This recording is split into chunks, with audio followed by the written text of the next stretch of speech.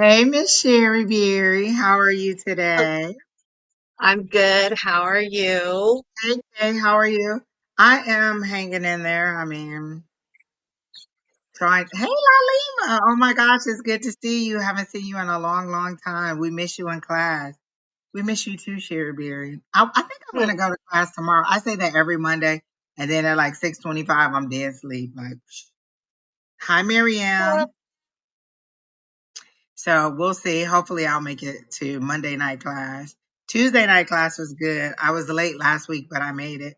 How are you feeling after the accident? Are you all better? Are you, I'm um, all right. I'm sore. My wrist is sore. Today is one of the first days I've been completely out of my brace just to give it a break, but so I what have to. happened? Like, I know you were an accident, but what were the, like, the details of it? Hey, pretty Okay, unique. so Just hello, post your everybody. question, guys. If you have a question, post it. I'll put you on the list. Okay, so Tuesday the 13th is driving home from work on the 60 eastbound between Alma School and Country Club, and the traffic had come to a complete stop. I'm in the fast lane next to the HOV lane, and I'm at a stop, and I look in my rear view mirror, and this white truck, is like zipping in and out of the fast lane and the HOV lane, and I just remember looking in the rearview mirror, and I'm like, he's going to hit me. And I sat there and just kind of waited, and he plowed into the back of my car. And I heard the screech. I watched the truck because I'm watching in the rearview mirror hit the back of my car. I fishtailed because I mean, it was almost directly like here's the back of my car. It was almost full on direct to the back of my car. He missed the side of it by this much. Um, so I was fishtailing on the freeway. I was Um, gonna say, what did he say? But he didn't say anything because he didn't stop. He didn't stop. Yeah, we're taking free questions. He didn't stop. So, he was probably doing 50, 60 miles an hour and just plowed into Full me. And like I impact said, to the I back was, of your truck. yep. So I'm glad I had a full tank of gas because it punctured my gas tank. It bent the muffler up underneath the car, the whole muffler, whole exhaust, everything. The bumper has two pieces, so the bottom piece was missing. The bumper was smashed in, How the the hell tailgate did of my he get away with such thick traffic? he got off that country club and took off. He Oh, took off. Yeah, so somebody called it in, but they weren't sure if it was hit that particular vehicle. But yeah, that's what happened. Totaled my car, the ruptured gas tank. I think it did some damage to the wheels. So because the truck kind of, it was a pretty big, it was a Toyota, like a Tundra or something. It was an older Toyota. So anybody in the Mesa area knows anybody who drives a white pickup with front end damage that's only a couple weeks old, please let me know. wow. That is crazy. This- Okay, we have quite a few people on the list. I have Lalima, Pretty Unique, Christine, Mary M. The person who asks how somebody else feels about you. I don't get into other people's energy because I don't have their permission. I can do a general reading for you, but I can't tell you how somebody else feels because it's kind of like probing into their diary, and I just don't do that because I don't have that permission. But if you reword your question or if you just want a general, I can do that for you.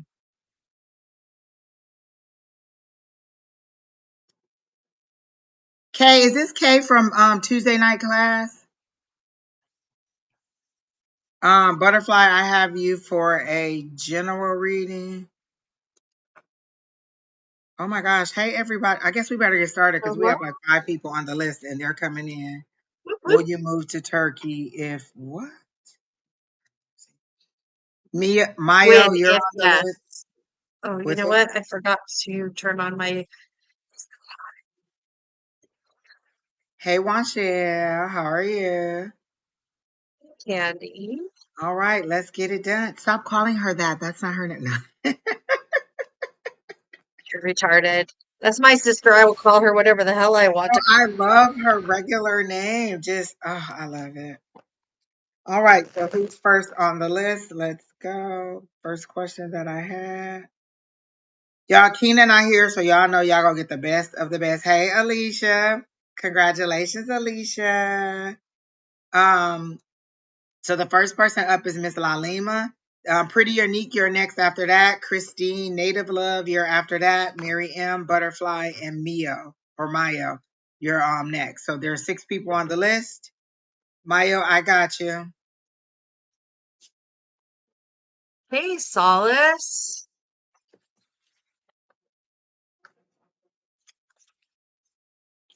All right, so you could go ahead and get started with Miss Lalima if you have anything.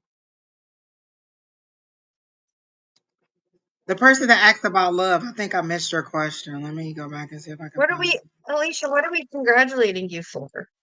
New job Ah, whoop, whoop. and the company that she wanted. Hey Don, how are you? Hey, Dawn. Whoop, whoop. All right, well, let's get started. Miss Lalima, your energy is good. Well, okay, it's positive, but it's flat. Is that kind of how it feels for you? It's kind of flat, but you can go ahead. Don said So I he's have glad to see you back and healthy. We all are. yeah, Hey me Brenda. too. I think my car saved my life, to be Exactly. I was honest. gonna say, like, that had the car had to get so much of that impact for somebody to be coming and rear end you at 60 miles an hour, and you are, for all intents and purposes, no broken bones, just kind of sore. That is a hell of a safety blanket around you.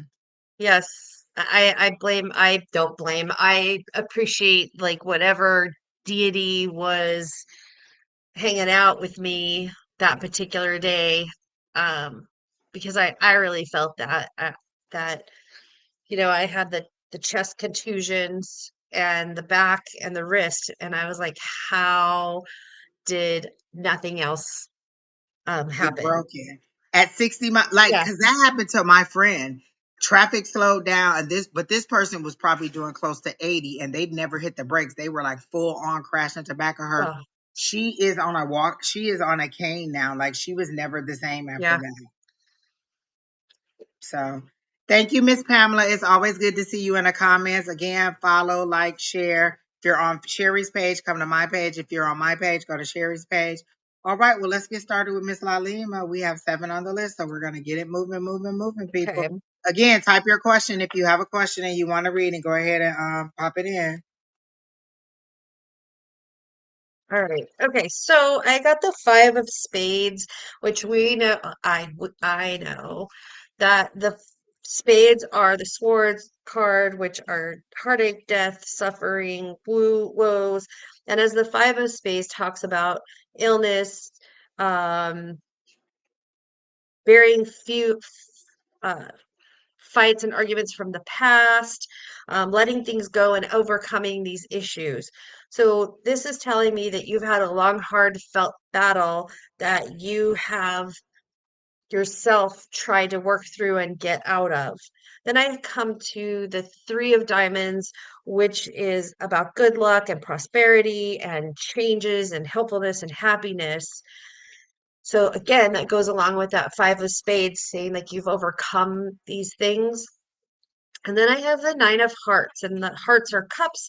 Cups for me are filling and bringing good prosperities and things into your lives. And this talks about new family, new relationships, something new coming into your life. So overall, it tells me you've had lots of struggles with maybe your illnesses with yourself or illnesses with somebody else, that is changing for you, and then you're going to come into good things. You're going to come into the things that are prosperous for you. Just yes, okay, definitely had a couple of rough getting it over it. Okay, perfect. Thank you for validation. um it does look like more exactly what Angie said. Your energy is good, but it's flat. But I think it's going to go up into this beautiful because I just now see this beautiful field of flowers. So the you know, I have to burn shit down in a forest for the flowers to some of the flowers to bloom, and that's what I'm seeing is like this hot fire. Seeds are opening up, and you're going to be blooming into this beautiful meadow. Um, that's what I am getting, Miss Angie. Oh, good. Okay, so N, I have you on the list. Somebody last name Cherry got you on the list. Pam got you on the list. Pamela got you on the list. For the people who are asking about somebody else's feelings, I will not tell you how somebody else feels about you because I don't have permission to tap into their energy.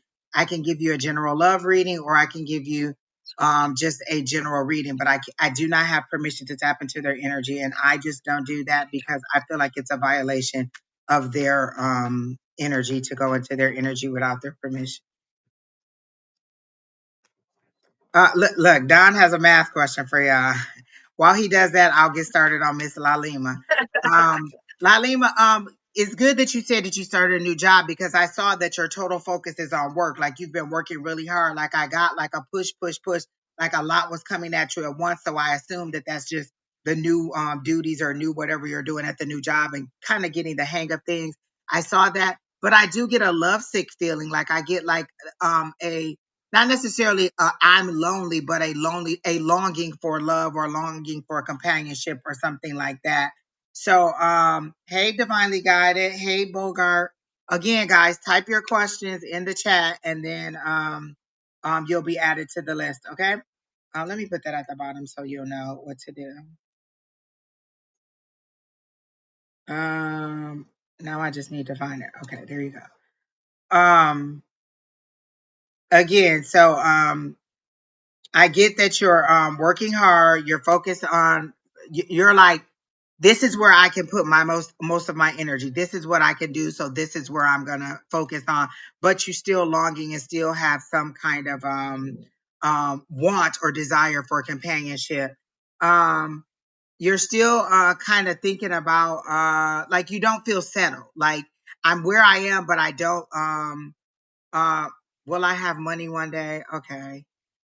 Lord help the child. Come on, y'all, with these questions. Come on, y'all, with these questions. Will I have money one day? That's already a defeatist attitude. Can we liven that question up and say, what are my future? Well, I'll take you as what are your future prospects on money? Will I have money one day? Already says that I'm in a low vibe. Hey, Miss Bonnie. Okay, y'all. Lord, y'all is killing me with these love readings in the chat and the comments. I'm just Lord help the child. Okay. Back to Miss Lalima. You know, I'm gonna stay out the chat and just focus on her. Okay, Miss Lalima. So you are looking for companionship. You are staying focused, but you don't feel settled where you are. Like I feel like there's a relocation in you, but you don't know where to go or what you want to do.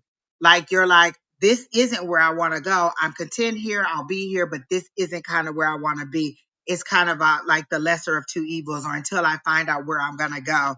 Because I see you on a sixth of they show me the six of swords, which is that transitioning to another to tranquility and from the chaos. But as the boat goes off, you pull back, like you keep tying yourself back to the shore because the chaos is familiar. You know what that is. You know what the busyness is. What I hear is continue to focus on your career and decide what it is that you're looking for. Like I feel like you know you're looking for something, but you don't know what it is. Is it happiness? Is it joy? Like what is it that you're looking for that'll give you that overall contentment? Is it joy in your job? Is it joy in your finances? Is it a combination of those things? What is it that you truly want? And because you don't know what you want, you're afraid to let spirit lead you to where they're trying to take you. So they're like, okay, we're trying to take you to calmer waters. We're trying to take you to peace. We're trying to give you what you want. But because you don't truly know what you want, you keep pulling back and refusing to move forward. It's like the waves, the currents, and everything are ready to move you, but you're kind of like, But the first step that you took was accepting this new job. So that is something good. But I do feel like a relocation is still coming in the next 6 months or so. I don't know if it'll be to another country or just another city or another housing unit, but I do see relocation coming for you pretty soon. Okay. So that's what I got for you, Miss Alima. I hope that's what you wanted to know, and I hope that helps you out. Yes, starting with a few new ventures. So, okay, so some time to Mhm. contemplate. Okay, good. Because I really do see a lot of new stuff coming for you. You just haven't decided what you want to do or where you want to focus. And I can understand that because I feel like I'm at a, well, no, because I know exactly what I want. It's just taking forever to get there. My problem isn't what I want, is when the hell are we going to get there? We've been taking this. I feel like we are in the wilderness with the Israelites. Like just, we're just circling about. This could have took 2 days. Here we are on year 35. Can we please move this along? Like that's how I am with it. Like when is this going to get to where it's Blowing supposed to trumpets. go? Butterfly, I have your question posted. You don't have to keep posting it over and over again. I have it posted. I have it locked in. Okay. So again, it's just focusing and letting your higher power know what you want. And then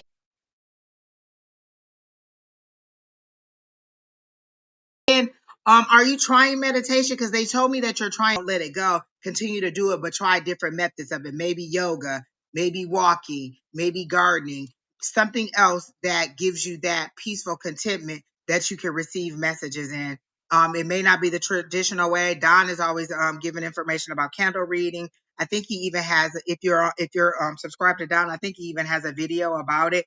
So there's different ways that you can try to get into meditation. Again, for me, it's walking. It's my second job because it's a repetitive thing. So try different things to help you get into that meditation. But they said that you're on the right path with trying to just settle down that mind and focus on something moving you forward. Okay. So I hope that helps you out. We have 11 people on the list. I love this. I actually called in and hope we got new people. Pretty Unique, you're next. Christine after that. Mary Ann, Butterfly, Mayo, and then Altruistic Ascension, you're after that. Okay. All right, so Pretty Unique wants to know what's coming up in the next couple of months. Oh, I like it. Um,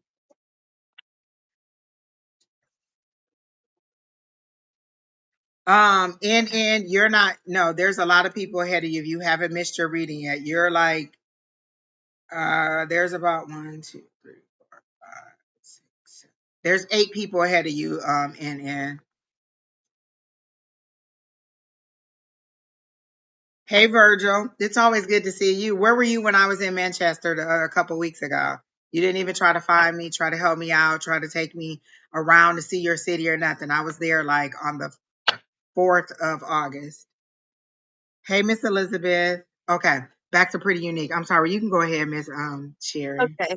Y'all know I just get to talking. Yeah.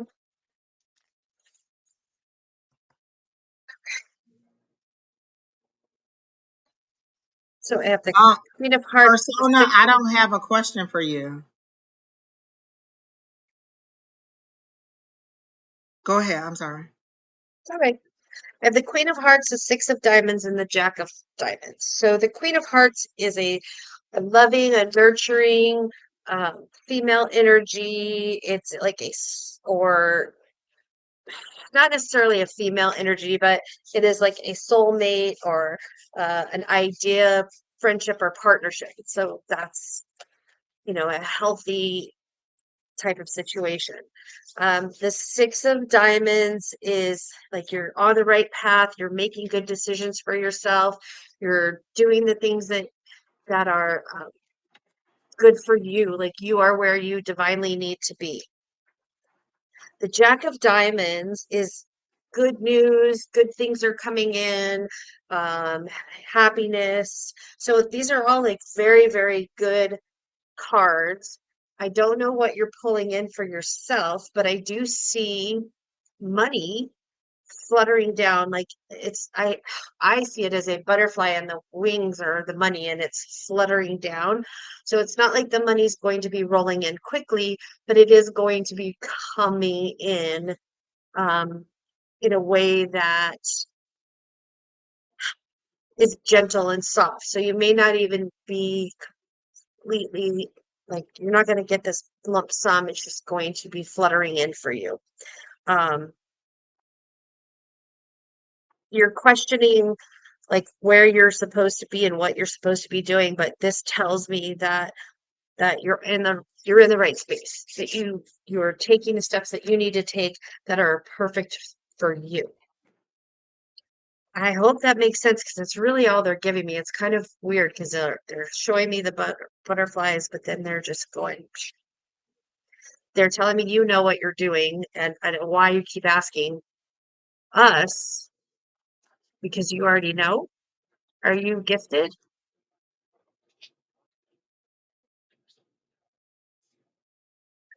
Is she commenting? I don't see any comments from her. Miss Pretty I Unique, don't are you even. here?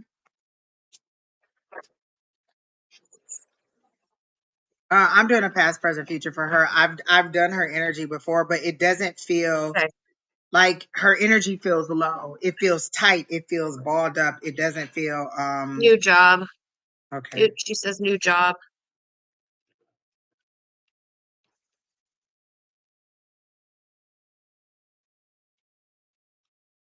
They do show me that you were in a rut. Like I asked, what's your past energy? Because I'm trying to get a car, and they showed me you like laying on a raft or just kind of laying there, kind of just rippling your hands through the water, like you didn't have, like you were just kind of oh gosh, I don't even know how to describe it. Like you weren't really kind of apathetic. Like I don't care either way. Like nothing's going this way for me, nothing's going that way for me. Nothing's really happening in a way that is that is making me want to move forward, to believe, to hope, to dream, to anything. You're just kind of in a rut, and you just feel like you are caged in, because they show me the 8 of Swords for you. But it's like a box, like you're in a very small, like it would be like a old size photo booth, telephone booth, like you're in that and you just feel trapped, and no matter what direction you go, there's nothing for you to do. And it's just closing in, closing in, closing in. And you're trying to find a way out. You're pushing out. You're desperate. You're kind of fearful and full of anxiety because you're like, why is everything closing in on me? I'm trying so hard to move forward. Why aren't things moving forward for me? Why is everything so difficult? You got a lot of why questions, and you feel like you're not getting any answers, and you're teeter tottering back and forth between I'm praying so hard, I'm believing in God, I'm going, religion, religion, religion. I'm trying to be spiritual. I'm getting these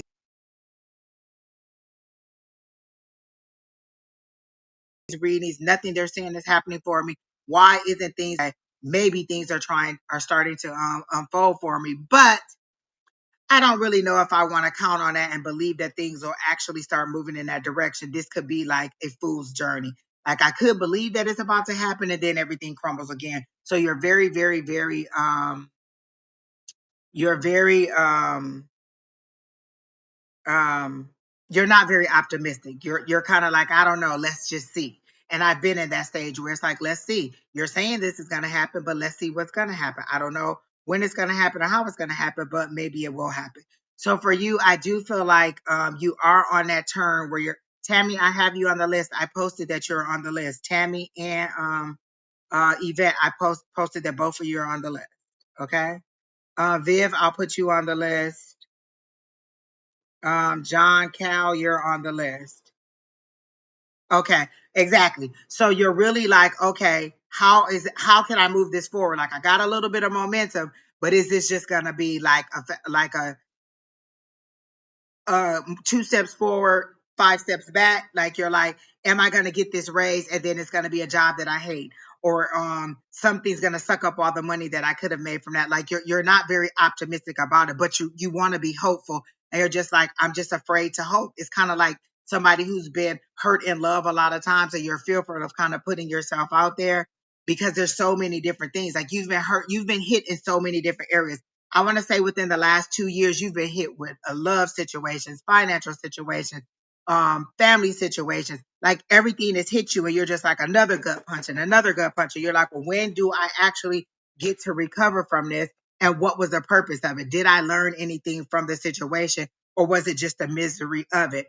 And that's something for you to figure out. What did I learn from these situations? What did I get from this move? What did I get from being in this financial hardship? Did it make me more cognizant of the way that I spend money? Did it make me look for another job? Did it make me relocate? What did I get from each one of these situations? And that's where you would go through and you would evaluate, okay, this is the loss that I felt that I have. What did I learn from that? What did I change after this happened? What did I change in my life to move me forward? And so as you discover those lessons, you'll kind of get like that exhale and be like, okay, well, now it's kind of making sense. It's still not where I wanted to be, but at least I understand what the heartache was, what the misery was, and why it's been so tough.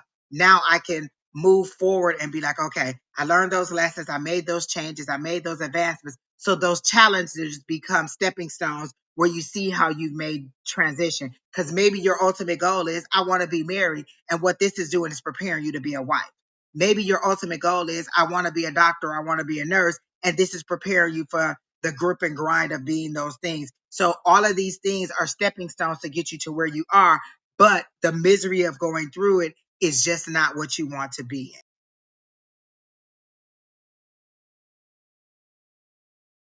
or what you want to encounter. So finding the right on your way to getting to the recovery is just having that contemplative time, even if it's just making a list and say, okay, well, financial loss, how did I change my situation? And if you didn't make any changes, what changes can I make that'll be more positive? Like I've had a couple situations where in the past I didn't have a savings account. So when calamity happened, I didn't have any way to get myself out of it. So then those same calamities came back again. Those same tough situations, those same struggles came, but this time I had a savings. So okay, that's what I did different. I learned how to save. I got another source of income. When I lost my job, how did I learn from that? I learned to have multiple sources of income, because when this source stops, now I have another source that I can pick up or push forward until I get this one back on track. So just learning to have different, learning from each challenge how it's trying to move you forward, or how it's trying to make things different in your life, or where it's taking you. Ultimately, this is what I wanted. How am I getting there on that road to victory? Okay. So I do see good things coming for you. I get a positive energy, but it's so deep in there. You're like it's like they're showing me the outline of your body, and and they're showing it to me like as a battery would fill you up, and you're only half full, but you're operating on being half full. You're not fully where you want to be. You're not even fully energized. You're just working at a half level, and they're trying to fill you up with a little bit more hope, with a little bit more energy, and a little bit more positivity. Again, one of the key things I get: change your circle. Get people who inspire you, not people who identify with your misery or who identify with your struggle.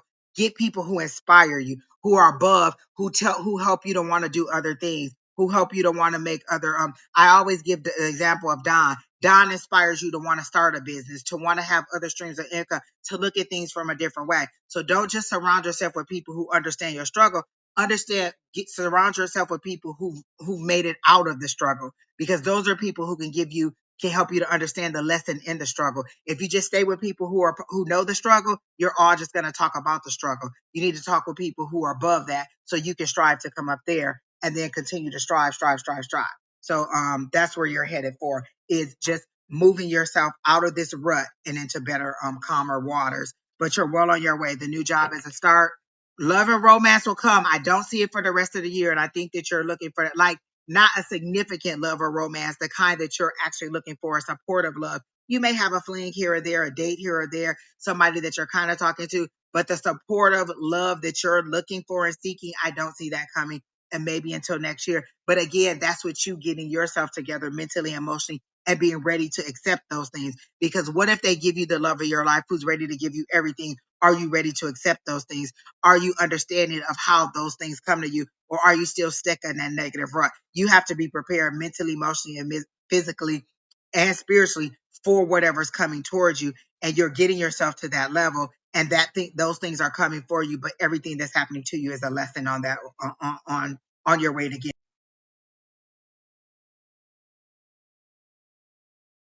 there. So I hope that helps you out. Okay. All right. Milo, altruistic, you're after that. Pamela, you're after that. So we're moving along. I'm gonna have to speed these up because y'all know I be talking too much. So Christine, native love, you're up. And Keena, where you at? Like, hello? Right. What better could you be doing than spending the day with me and Sherry Berry? Like, what? I don't know. Look, let me see it. Keena, where you at?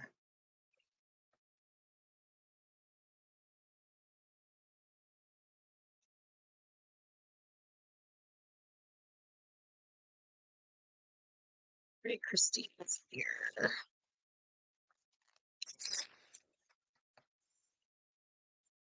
All right. So let's see. Hello, ladies. May I get okay, general. That's good. I like a general. Are you having issues with a male, like a male child? Because I heard tough love isn't always the best love. Sometimes you need to have a little bit of kindness and understanding from their level. So are you having issues with a male child of yours or somebody who has very strong male energy? Like, because I heard tough love isn't the best love. Hey, Miss Wendy, you're in Alaska. Oh, you're definitely getting cooler temperatures if you're in Alaska. I hope everything's going okay for you. Keena talking about here I come. Is that Keena? Laying down. You know what? Keena so. Yes, we talking about you, Keena. Hey, Louise. I thought that said Louis. Hey, Louise. I'll add you to the list. There's like 14 people ahead of you. Okay, you're having trouble with your 15-year-old son. So they're saying see it from his point of view. Like they're saying enter his world and go to his side of it. Like if he likes skateboarding, go to, find a skateboard park where you can go and watch him do some tricks, where you can watch him practice. If he likes art, then, share something with him that will be artistic. Like they're saying get to his level because you're trying to force him into a box. And I have the perfect story of how this worked out for Keena. Keena's daughter, Kamora, was dead set on, I'm not going to college. I'm done. I want to be a flight attendant. I'm not going to college. Keena wanted her to go to college. Keena knew that's the way she wanted to funnel it in. Keena literally bit her tongue off, not saying anything and not forcing her to do what she wanted her to do. Okay, Kamora, you don't want to go to college. You don't want to do this. What is it that you want to do? Like, you don't have to go to college, but you need to have a plan. Where's Kamora at now? Going to college because Keena didn't force her. She let her forge her own way and make her own decisions. And the influence of her friends around her, they were going to college. She was working. She decided she wanted to take a couple classes. So she went from, I don't want to go to college at all to I'll take a gap year to maybe I'll start in the fall to, you know what? I've had a nice summer. Let me pick up some classes. Keena never forced her. Keena never tried to make her. Ultimately, that's what Keena wanted. And Keena struggled with that personally, but she didn't force her to do it. And so what they're saying is find that common ground because the tough love things is just kind of putting more distance between you. Whereas if you find that common ground and do some things together and try to understand, well, what is our struggle? What is it that you want? What is it that I'm not doing?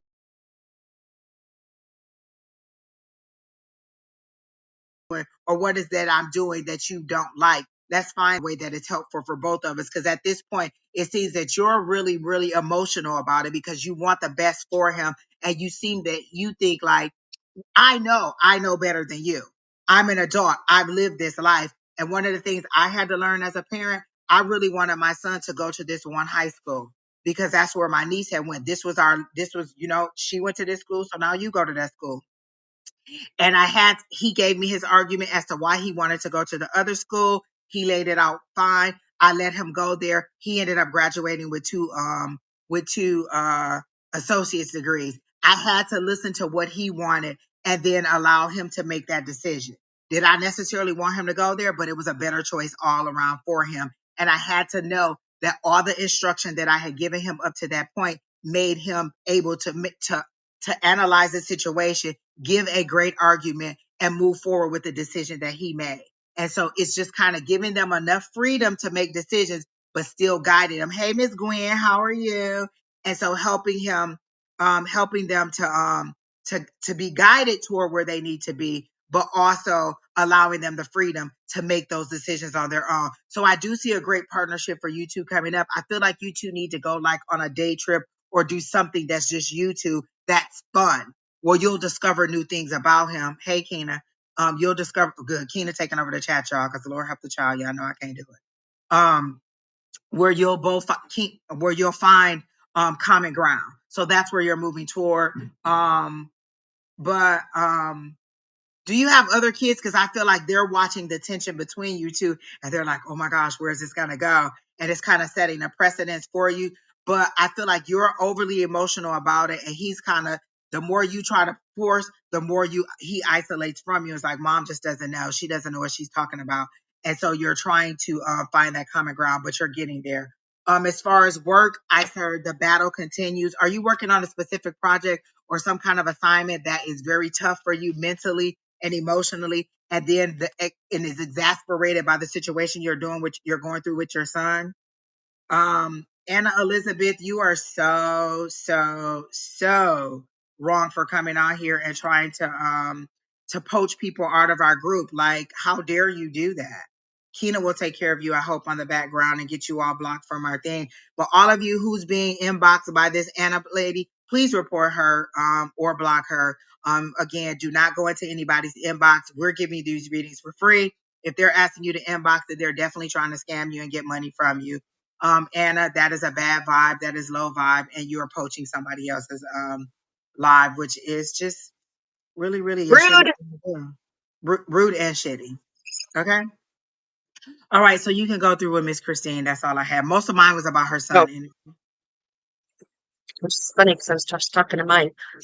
Um, so I got the Ace of Clubs, the King of Spades, and the Four of Spades. The Ace of Clubs is about solitude and isolation and um, getting exactly kind of what Angie said. I'm going to play off that. It's looking into yourself, remembering what it was like to be a kid yourself. And, Angie gave great advice on not necessarily letting them make 100% of the decisions, but navigating through those decisions. And I think that's what this is. Like, you need to reflect on yourself on how to handle that. Then I have the King of Spades, which is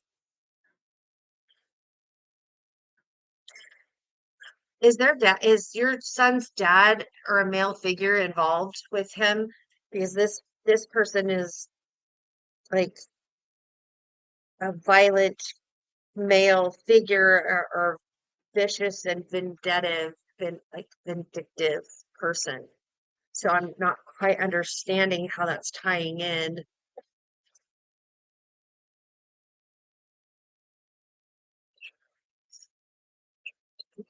oh, Miss Christine, I love that. You'll get it together. Like, I really want to cry for you. Like, Yeah, tears came to my eyes when I read your comment.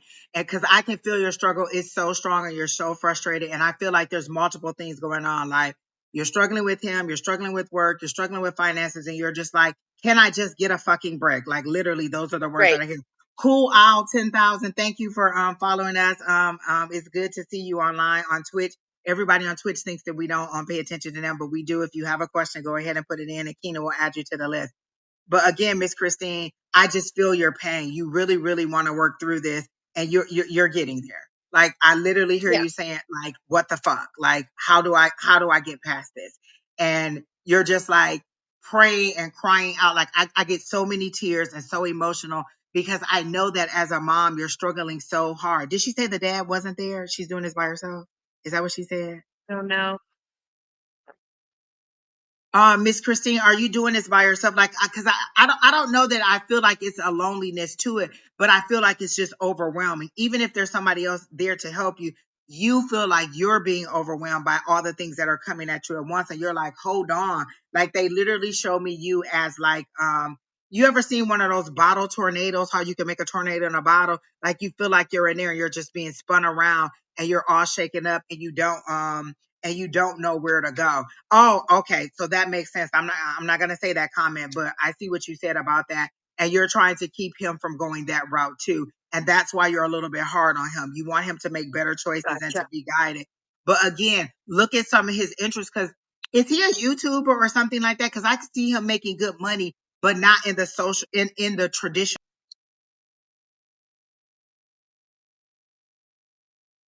way, more of a social person, a social climber, or going and just find safe ways to do that and positive ways to do that. And does he draw? Because I feel like he's drawing, but I feel like his drawing has gotten a little bit darker dealing with the situation you're in. Like, he used to be really positive. And is he in an anime? They're showing me all these different things for him.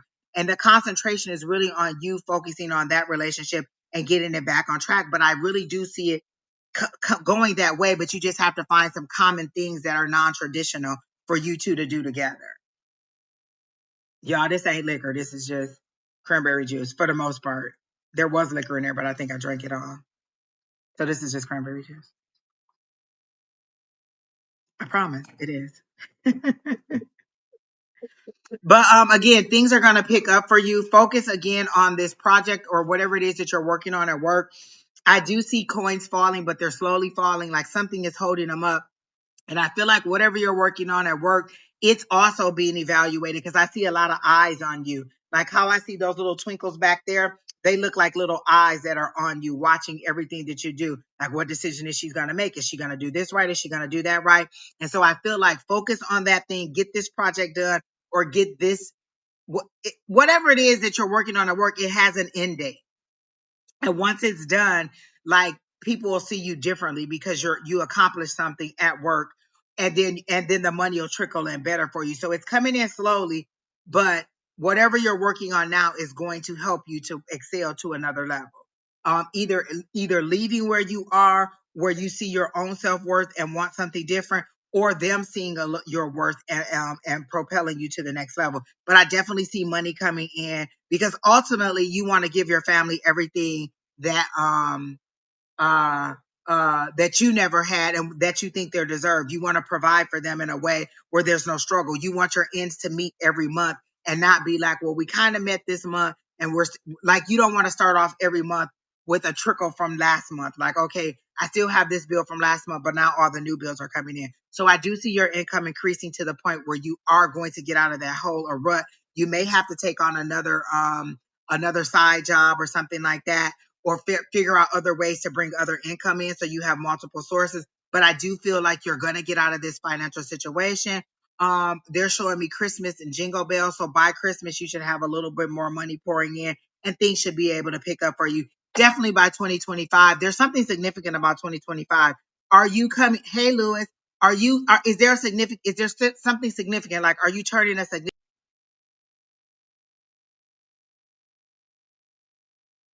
age, like 30, 40? Like, there's something very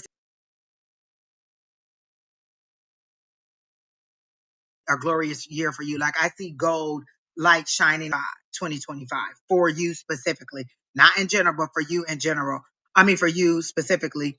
And so 2025 is going to be a great year, but you'll feel it in February, in December around Christmas, and you'll see it by February of next year. Okay. So I hope that helps you out. I hope that gives you some guidance. Please come back and let us know how things go with your son. But I do see that picking up. They're literally showing me by September sometime you'll have found something that you two can go do together and you'll be fine. For some reason, Beetlejuice just came up for me because I know that's coming out and I'm going to pick up my son and make him go to the movies with me to see that. That is one of the things I do is he's required now that he's moved out to go to lunch with me or dinner with me once a month.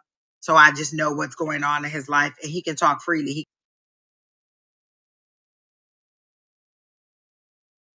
can tell me whatever it is. Like, are you drinking? Are you smoking? Are you doing punishment, but guidance? Like, I'll give you guidance, but I need to know what's going on. So I allow him those opportunities. And I did the same thing with my daughter, where you can tell me what's going on in your life without punishment, but I am going to give you my best judgment on what you're doing or best guidance on what I think you should do different or why I think you shouldn't do the things that you're doing. Okay. So I hope that helps you out. You woke up at 4 a.m. today laughing. Oh my gosh, I was saying Beetlejuice. Listen, I really hope you're going to plan on going to see that movie because I am going to see Beetlejuice when it comes out next weekend. That is a highlight of my weekend. My family, we're taking all the kids. We're making them go. You're going to have fun whether you want to or not. And we're just going to make a day of it and just go and see Beetlejuice. So go and see that. Like, that really came up for me. And I'm glad that it had a connection for you. So I don't know if he'll like to go and see that or whatever, but make a day of it and go and see it. Okay. So I hope that helps you out. All right. Miss Christine, I feel like I feel like a weight was lifted off of your energy feels lighter and easier a little bit now. Like, you feel like, okay, it's not just me. Somebody else understands this really was heavy. I wasn't making a big deal out of it. And now I see that the road is coming clearer. Sit and meditate for a while. Like, just get up in the morning and just kind of put on some music and just kind of listen to it and just ask your higher power. Okay, today is going to be a great day. How can I make today a great day? How can I start this day off on a positive note? What is it that spirit wants me to do today? What is my next step? What is my first step with making this a positive day? Like, just sit there for 5 minutes, breathe in, breathe out, and give yourself that kind of exhale. Like, when I used to get home from work, I used to tell my daughter all the time, Give me 15 minutes to decompress from work, and then you can tell me everything that happened at school. You could tell me what you need, what homework, blah, blah, blah. But give me that 15 minutes. So I would come in, I would close my door, and I would just lay back on the bed, and then I would get up, and then she could just word vomit all over. So just try that. Give yourself that 5 minutes in the morning, but give it to yourself consistently every day. This is your time. And then your 5 minutes will turn into 10 minutes to 15 minutes. And before you know it, you have 30 minutes of just self-reflection or contemplation of how to start your day. Every morning I wake up, today is going to be a great day. Today is a great day. Everything that I need will come to me in the form that I needed to come to me. Everybody will give me the information that I need. And I command those things or speak those things, and then I see how my day goes, and I just continue to speak those positive things into my day every single day. Okay. So I hope that helps you out. Keena, who's next? I just have to say something. Hi, Oh, go grown ahead. I'm ass sorry. man. Exactly. I had to just throw that how you doing in there, but I didn't want to get off subject because you know it. As soon as I say something else, a squirrel take over and I'll be done forgot the whole thing. But hey, grown ass man. All of you that are asking What am for a I? reading, Keena is putting you on the list. There's 17 people on the list, and I don't even know if we'll get to all of you because we're already 46 minutes in. But I will cut my readings down because I know that we have been going long. So you can go ahead and get started on Mary M. Okay. Mary, are you here? I love my grown ass man. He is one of my favorite people.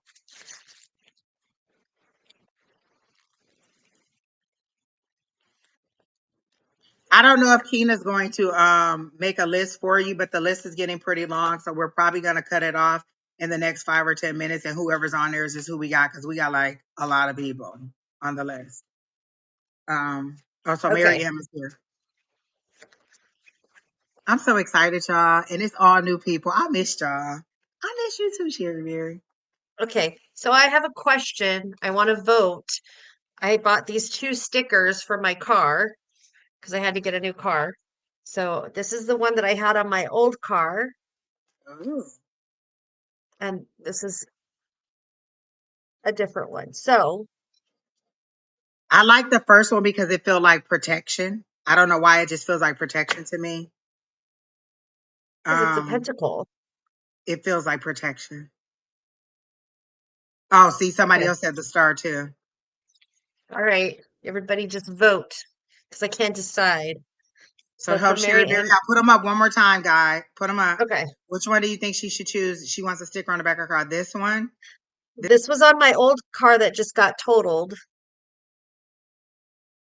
This is A They're ravens. and Ravens. Okay. And it so in its representation of the Morgana, who is a strong female deity, warrior, protection. So anyways, so I have All two right. of So go the ahead, Miss Mary M. pentacles.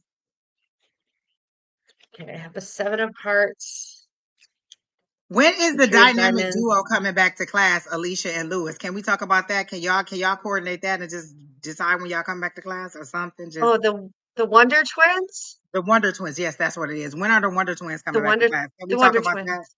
That's all I'm saying. Okay.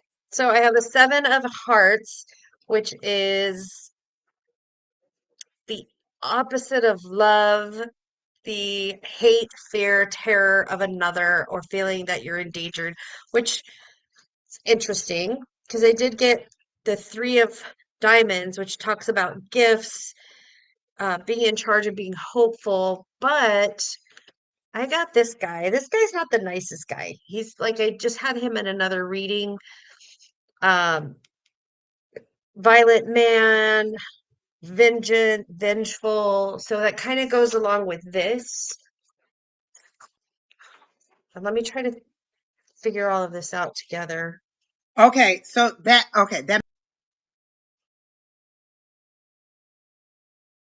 You cut makes off. so much sense that you're saying that because I got the Seven of Swords, but keep on. Yeah, I was saying that makes sense that that spade that you have, that was that Queen or King? the King of Spades. Because I got the Seven of Swords, so that makes sense. Go Okay. ahead. Okay. So I feel like there's a lot of deception around you that that I think it's like a covert kind of deception. Like this person is being very very sneaky about it. I do get that as a male figure or male energy, um, that they are pretending by gifting you a bunch of crap. I mean, not that it's crap because gifts aren't crap, but they're gifting you with stuff and they're like feeding into uh Gifting you crap. build you up. But yeah, but they're feeding into you. They're feeding it like I'm just gonna say I think it's a love bombing situation that this person is a covert narcissist and they're very deceptive towards you. I don't know if it's a coworker, a love interest.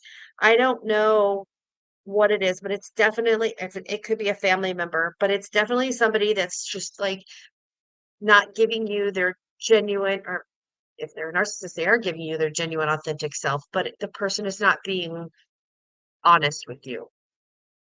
I hope that makes sense. I think you know. I think you just kind of this is just validating something that you know deep inside, Angie.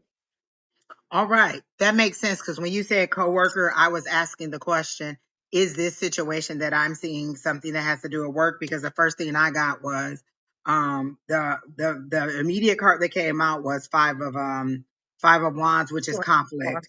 But then I got the next card was the chariot, which you're going to get victory in. So there's momentum and it's pretty heated at this moment right now, whatever this conflict is, because the eight of wands coming out. So I feel like there's a whole bunch of communication. There's a whole bunch of he said, she said going back and forth. You're going to get victory in it. It's just you finding, being a little bit more, uh, um, strategic. That's what that seven of swords is. It's not necessarily somebody being deceptive, but you being a little bit more strategic in how you maneuver through this situation. Because whatever's going on in this situation, this conflict, you're going to get victory, like I said, but it's coming fast and furious at you. Like, I don't feel like you were ready for the onset of everything that was going on. So then I said, well, what's the advice for her? And I got the hangman. And with the hangman, that's just kind of like, slow down, take a step back. Spirit is holding you back. Like it's kind of like two hands saying, hold on, because you're ready to come in guns a blazing. You're ready to come in like that Knight of Wands, Fast and Furious, or that Knight of Swords. Fast and Furious, very hot, very let me say what I have to say, and not kind of thinking logically about it because you're so heated and you're kind of defending yourself in this situation. So they're saying, kind of slow down, and and and allow spirit to help you out. Like you're being held up for a reason. Again, be strategic, and then that judgment is answering your calling. Like, what is it that spirit is trying to get you through this lesson? Because this is what's going on, right? But there's ultimately a lesson, something that they're calling you to. So why am I going through this? What is the struggle? I just felt so convicted about that because I felt like that was speaking to me and all the struggle that I'm going through. So there's a reason all this is happening. You got to figure out what it is. You got to understand what the lesson is. What is the lesson? What are they calling me to? What are they blowing this trumpet to? What behavior is it that they're trying to change? What goal of mine that I set that they're trying to get me to? Maybe I want to be the director. Maybe I want to be the manager. Maybe I want to own my own business. And all this struggle is teaching me better customer service. It's teaching me how to problem solve. It's teaching me how to be a project manager. It's teaching me how to find alternative routes to solutions, to problems. So what is this problem doing for me? What is it triggering me? What am I learning from this? How am I going to get to where they're trying to get me to? There's a purpose for it. You got to sit down in your own contemplation and be like, okay, well, why am I going through this struggle? What is it? And they're holding you back until you figure it out, until you strategically figure out how to do it. They're holding you back. This is what you're feeling. This is what you don't like. This is what they're holding you in. They're holding you in this until you are ready to get to this lesson. So there's a purpose behind it. You got to figure it out. And one of the lessons again is patience. We're always trying to listen, I thought patience was a destination. I just get there and that's just where I am. They're like, no, that's patience at that level, or that's patience in a relationship. Oh no, now you need patience in your work situation. Oh, then you need patience with your finances. Oh, then you need patience with your family members. Well, God dang it. Patience show got a lot of layers to it. Patience is a big old fiery strong onion that I am just leveling through over and over and over again. So patience isn't a destination. It's something that you have to keep going through at different levels. And sometimes they overlap. So one of your lessons again is patience at this time, but there's also other things. You're learning to be resourceful. You're learning to be analytical. You're learning how to problem solve, how to become that leadership, get those skills that you need. So there, again, all this muck and mire that you're going through is getting to where you should be. Okay.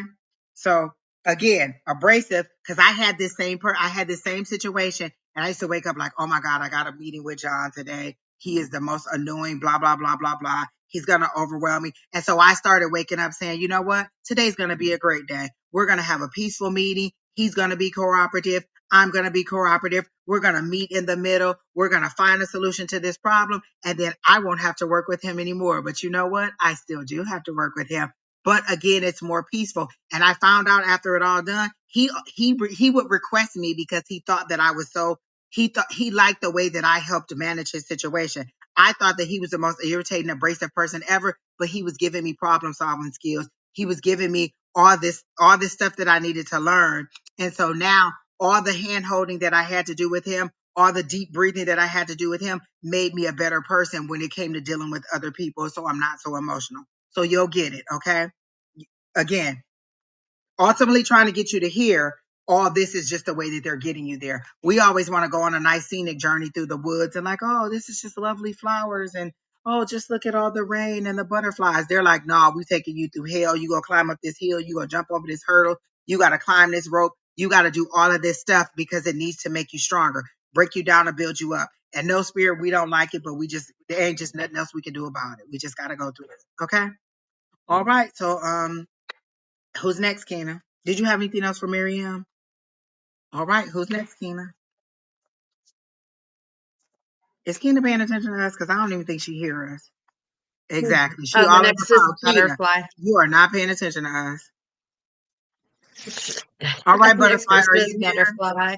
Oh, Kena put the list up for y'all and everything. So this is the list right here. Nobody else on the list. Jeremy L. or is it Jeremy L? You are the last person on the list. Okay. List is closed. Thank you very much. We got 50,000 people on the list. But I love y'all and I'm so happy y'all here. Butterfly, where you at? Queen of Swords. Aw. Hey, how are you? Queen of She Swords. just got here. Demonica Tarot. Oh, that's a lot. Okay, All right, she's here. What you eating, Cherry Berry? Because I'm hungry. jalapeno chips. Oh, okay, no.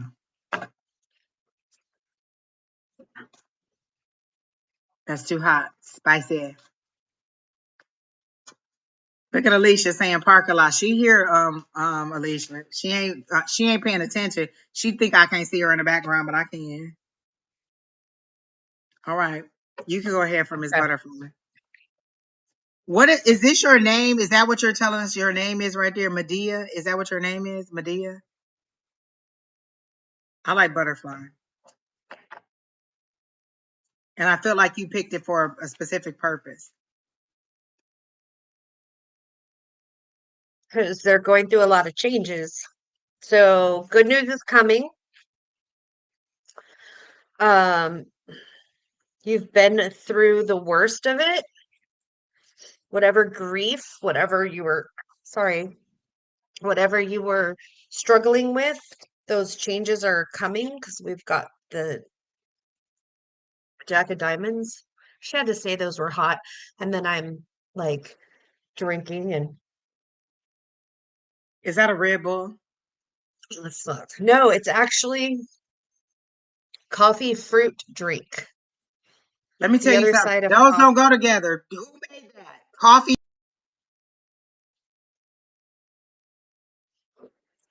It, fruit? No.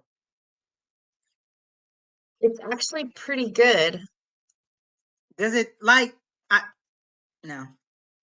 I don't know. I just bought it. Yeah, it says filtered water, coffee, fruit juice concentrate, citric acid, natural citrus flavors, stevia extract, ascorbic acid, and sodium citrate. Virgil, who said Manchester never gets a holler out, I gave you a holler out. I even came all the way to Manchester to see you, and you were in London. So poo poo on that. I was even in London too. I was in London and Manchester, so maybe we were on the opposite sides. When I was in one, you were in the other one. But I came all the way there to see you, and you weren't even there to see me. So you know what? Don't get started with me, Virgil. You know what? If I had a husband named Virgil, I would call him Virgil. Virgil. He would get so tired of me saying his name. Virgil. Virgil. The list is going across the bottom of the screen. If your name isn't on the list, then you probably didn't, but the list is going across the bottom of the screen. And we have like 15 people on the list. I mean, you can hang around and see if you can make it to the list, but this is the people that we have on there right now, and there's 15 people ahead of you. Did you finish, Miss Butterfly? I'm sorry. Oh no, because we No. started And talking then I about that have coffee drink. yeah. So then I have the Ace of Clubs, which talks about solitude and isolation and feeling lonely and that you're all into yourself. Um, but there's changes coming and you don't need to stay isolated and into yourself. Um, but you're not, what are they saying? That you're isolated and into yourself, but you're not necessarily lonely. Transformation. Transformation. Yep. Did you say And something that's about heartbreak? Her walking nope. away from something? Oh, okay. No, but there was chaos and there's change. A deep grief. The worst is over. Planning on the other side. Like if things are moving forward, there is change. And that goes along with that. Butterfly, did you just break up? Are you the one who asked me a love question? I told you I wouldn't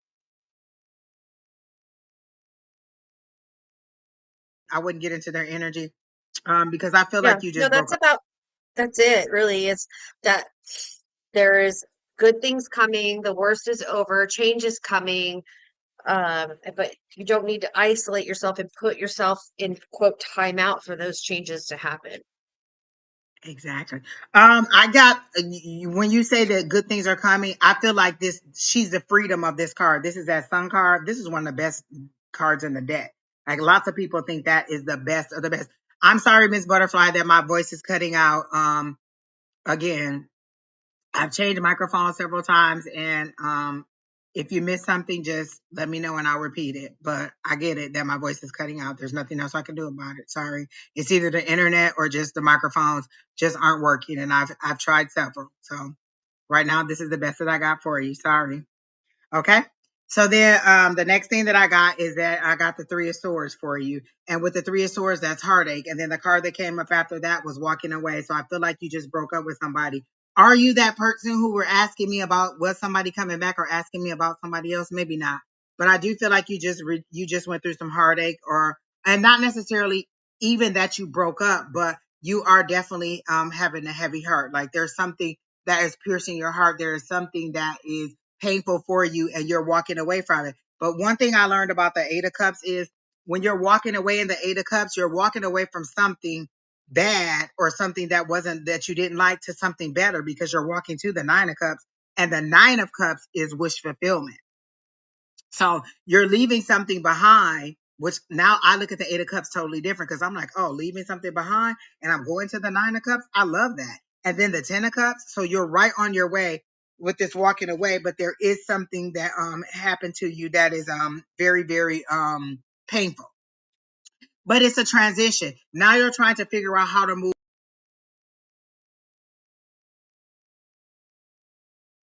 forward. With the death card, is that you're trying to these little stab wounds as letting the light in.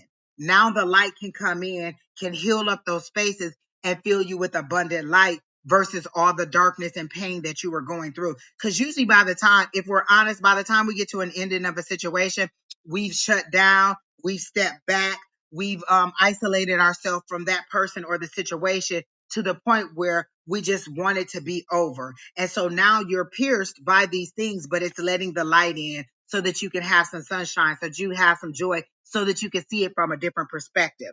Um, is there some reason where you can't please repeat the last card? Which one? The death card or the eight of cups.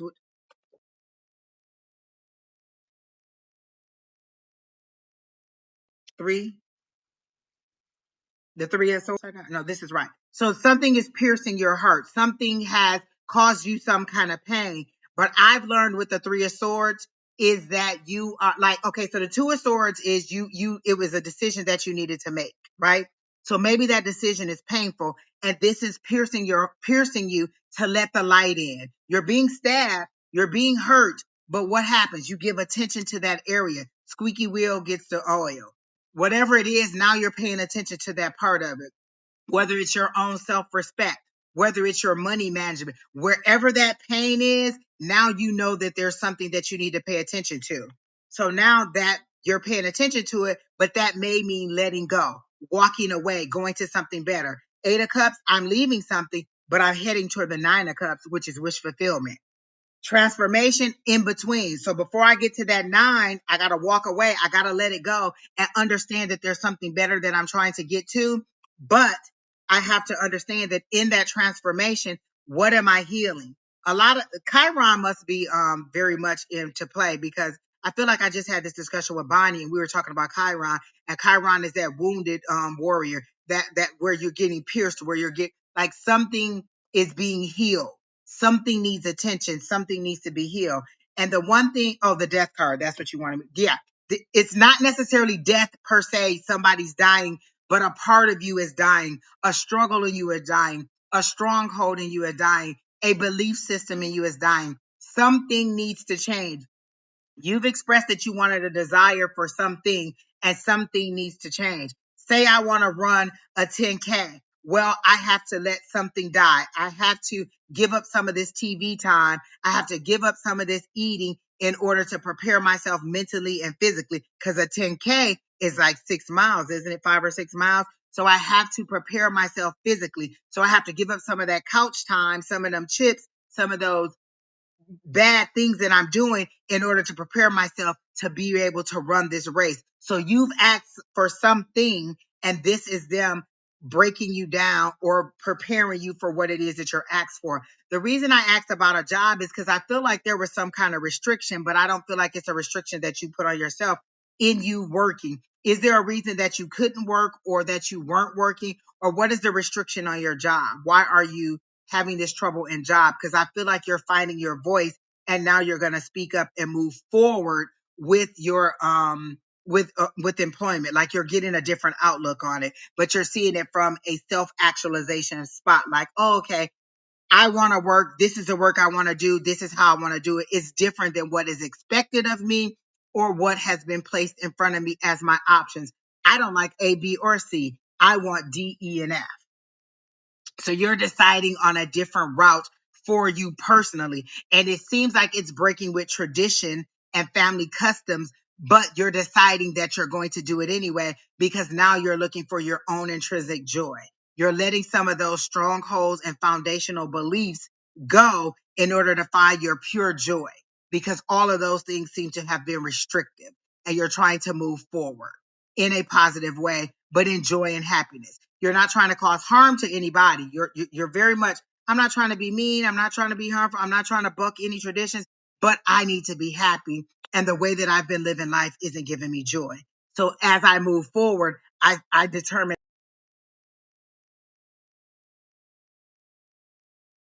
that I need to be happy. And these are the things that I need hurt. Being able to allow that person to come out, you got to break some bones.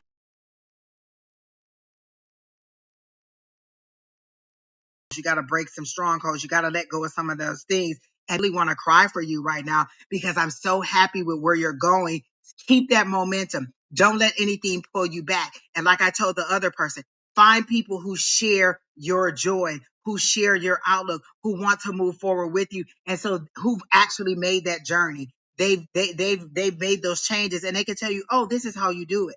And you can take bits and pieces from everybody else's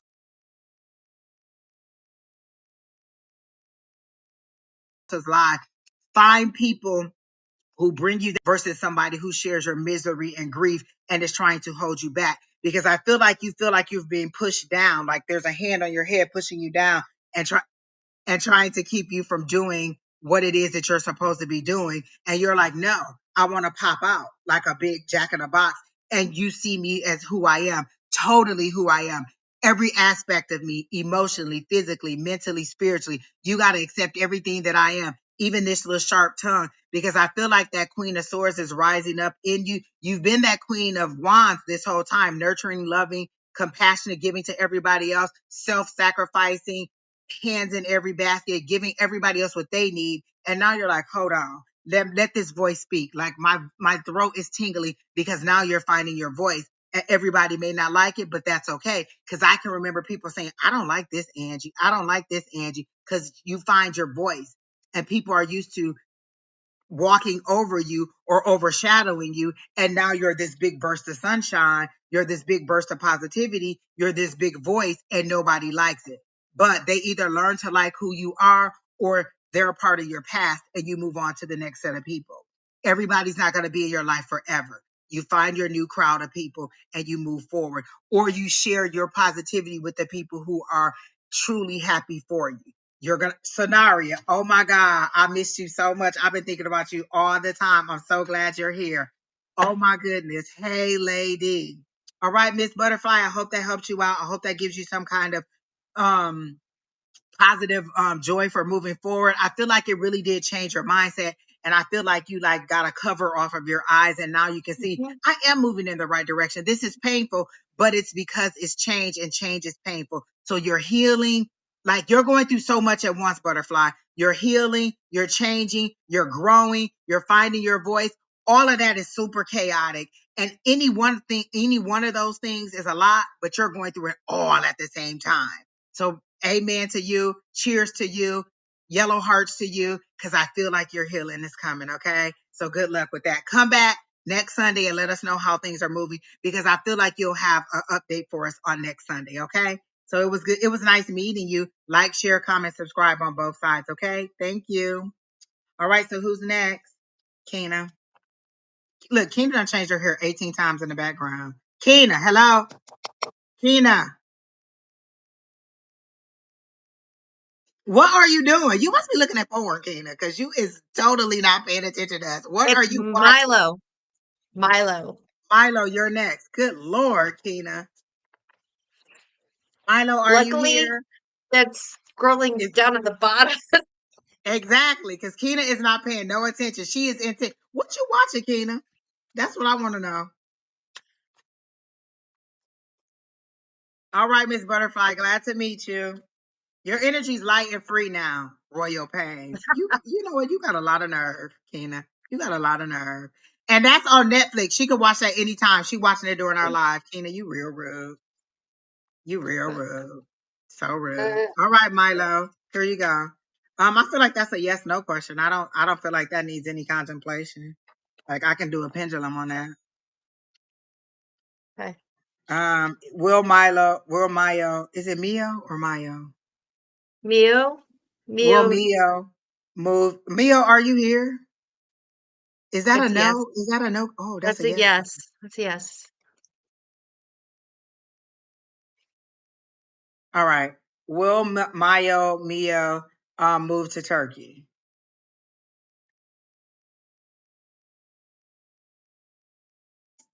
I gotta know, but I felt a no energy when it first came up, because I feel like that's not where you want to go. There must be an opportunity or something that's drawing you there. It doesn't feel like your heartstring. Like I feel like there's something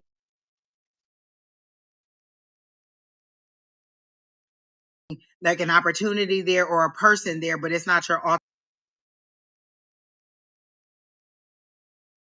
feel like it's your ultimate joy. I gotta know. I clearly gotta know. Or do is that where you really want to go? So I don't think that's where you're gonna go. You're not here anymore. So we did your So reading. my Oh, go ahead. my my pendulum says no.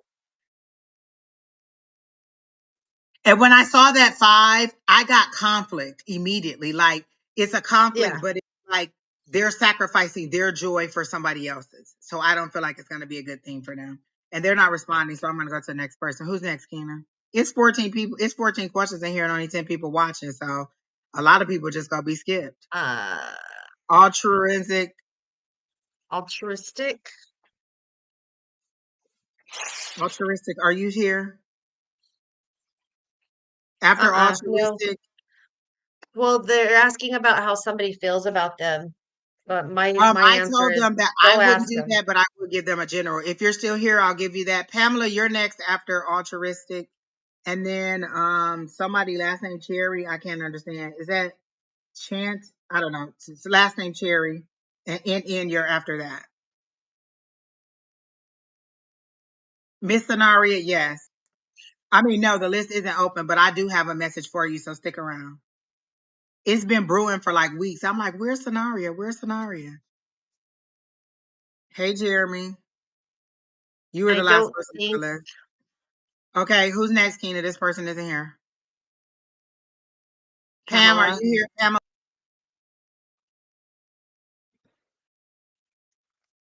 are you here? Miss Pam, how are you doing? With the broken arm finger, she's out of her cast now. Miss, listen, 2024 has been a rough year for Miss Pam. It has.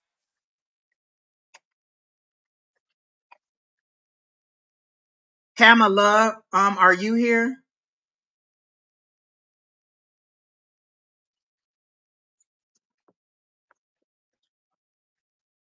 After Pamela, it's the Cherry lady, last name Cherry. Are you here? In are you? Who's here? Whoever's here, that's who we gonna read because I'm not gonna keep asking y'all. Who's on the list? Good, Miss Pam. I'm glad you're all good. The cast are off. Okay, and if I'm not mistaken, you just wear like a splint every now and then. You got to go back to work in an hour. Okay, we gonna roll through these, or I'm gonna cut you through if somebody ain't here. Tammy's here. All right, come on, Tammy. Keena, put Tammy up.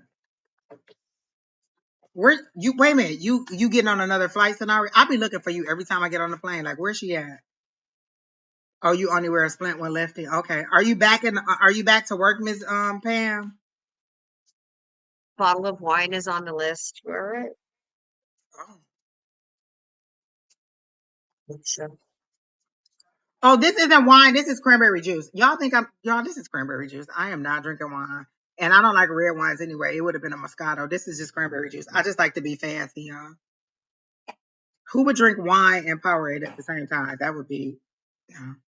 This is cranberry juice. gross. All right, I'm gonna Okay. hurry up, Miss Sonari, so I can get to you.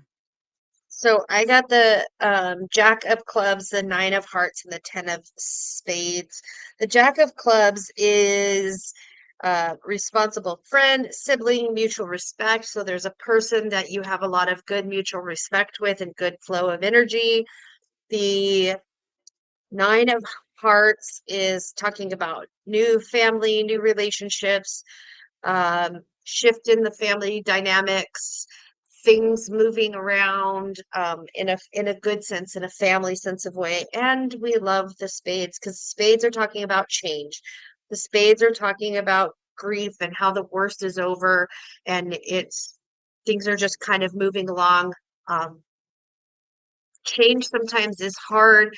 Change could be like relationships die and you still go through those processes, but it looks like good things are coming, that you have good changes coming in your family, and things are going to be looking up for you. I get a lot of people going through changes today. Oh my gosh, I feel like it's something for us. Like when I get a lot of the same kind of readings, I feel like it's Hmm. something for me. But it is a lot of change going on. Again, we're in the second half of the year. Everybody wants to pick up because I need these things to happen by the end of the year so that I can start fresh with 2025. So I feel like a lot of people are doing that. Um, Yep. Tammy, immediately when I got in your energy, I said, I heard what's the holdup? Like you're asking for something and your guys are standing by ready. They're like, let's go. I'm ready to jump in. Like they showed me somebody turning a rope and they ready to jump in and take over. Like, come on, let's do this. And you're just standing there. They're like, well, what do you want me to do? What do you want us to help you with? Like you're asking for help and what you want us to help you with. What do you need help with? Your career, with your love, with your finances, with your health? What is it that you want help with? They're like, what do you want? You're in a very defeated mindset, like almost not necessarily a depression, but you feel like lost, like you feel like you're climbing out of a hole constantly over and over and over, and nothing ever lets up, because that was the very first card that came out. But it's a mental thing. Remember, swords are mental. That's air energy. That's your brain. That's your perception of it. And they're saying, yes, you are going through these challenges, but again, challenges make you grow. How do you build muscle? You break it down, and then it builds up. So you're being broke. Oh my gosh, everybody's going through so much struggle right now. And Mm-hmm. they're saying, you want help, but where do you want us to help with? Speak clearly what you want. You don't have to mask your pain with your higher power. Let them know what you want, and they'll give it to you. They'll help you to do it. Is it a love situation that you're going through? Because this is what came out, the lovers card. So the lovers can either be a decision, or it can be a partnership with somebody that you're having a romantic um um falling out with, or a very close intimate relationship, like closer than like, oh, my coworker Sally gets on my nerves because she always steals my stapler. This is more like me and my sister are arguing, me and my husband are moving toward, separation. Like you're having some kind of relationship situation, and you're feeling very defeated in this situation because you don't know how to move forward, and you feel like you're doing everything that you're supposed to do, but what they're showing me is you're doing everything but seeing it from that other person's point of view. And so that's so funny, because as soon as I said that, this card came out, and that's the Page of Cups. That's that intuition. That's that gut feeling. That's that I know I should be doing this, but I'm doing something else because logically that's what makes sense. Like, yeah, intuitively, I know I should be, preparing to move,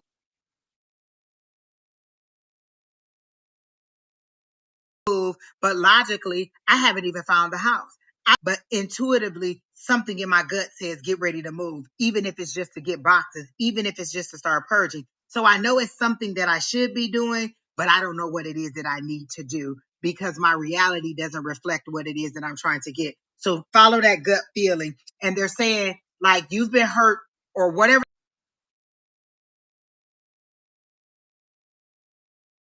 the situation is, it's so heavy. That's what that is. And the intuition is, I know I should move on, but the reality of the loneliness is making me want to go back. Remember, you left the situation for a reason. You got rescued from a burning house. You prayed, I want this to be over. I want this peace. I got it. I got it. I got it. Now I'm lonely. I want to run back into the fire. I want you to douse me in gasoline and throw me right back into the fire, because I think he's going to be different. All this time that we were together, he wasn't different. She wasn't different. They weren't different. But as soon as I leave, now I'm thinking, well, they're going to be different now because they miss me so much, and I'm just such a great person. If they didn't change while you were in the situation, you're just walking back into a fire. Why would you want to go back to somebody? Listen to the word that you use to describe them. My ex, my ex. This is Mm-hmm. my ex. Why would you want to go back into the fire? You've been rescued, and that's why your higher power is like, I'm here. I did what I was supposed to do. Why are you not? Why are you trying to go back? Exactly. Oh my God. Keena, you want to come on and tell that story? But she said it's like the Israelites leaving Egypt. Like they wanted to go to the promised land, but it was taking so long, and it was such a harsh journey that they wanted to go back to the misery of suffering under Pharaoh. So you know that intuitively, this was a good decision. I don't want to go back. This wasn't what I wanted. This person's never going to give it to me. I just hear you harping on and on and on to this person until you finally couldn't take it no more. You got the freedom that you wanted, but the loneliness is talking. Well, maybe he's different. Maybe he understands now. Maybe he misses me so much. Maybe that's the loneliness talking. If you think you're lonely now, wait until tonight. That's where you are. You're in the loneliness of it, and you're forgetting about how you prayed to get out of it. And so we got you out of it. And rather than move forward in the unknown and find somebody different and get the respect that you want, get the love that you want, get the love the way that you want it, I'll go back to that because I know that. I'll stay with the devil that I do know versus the devil that I don't know. So you're ready to run back to something that wasn't working for you in the first place. Why is this person your ex? For whatever reason, remember those reasons. Again, another page. Oh my gosh, you're getting all these pages. That's communication, that's information, that's knowledge, that's you learning. That's that creativity, that's that passion. This is you figuring out how to move forward in a new youthful energy, seeing yourself with new eyes, understanding the power that you have and the control you have over this. Don't go back. For me, it's a no on the relationship thing. I can even give you on that um um Will Tammy get back with her ex? I got a big fat no. Look, it started saying no by the time, as soon as I got no, it's a no. And it's a no because you prayed so hard to get out of it. And your guys is like, I dare you to go back. I'll push you down before I let you go back. I'll trip you and make you fall and break your leg before you go back over to this person's house. Your higher power is like, absolutely not. It's abundantly no for me. It's a hard pass. No, you're not going back. So I would advise you not to go back. Heal those wounds and move forward in positivity.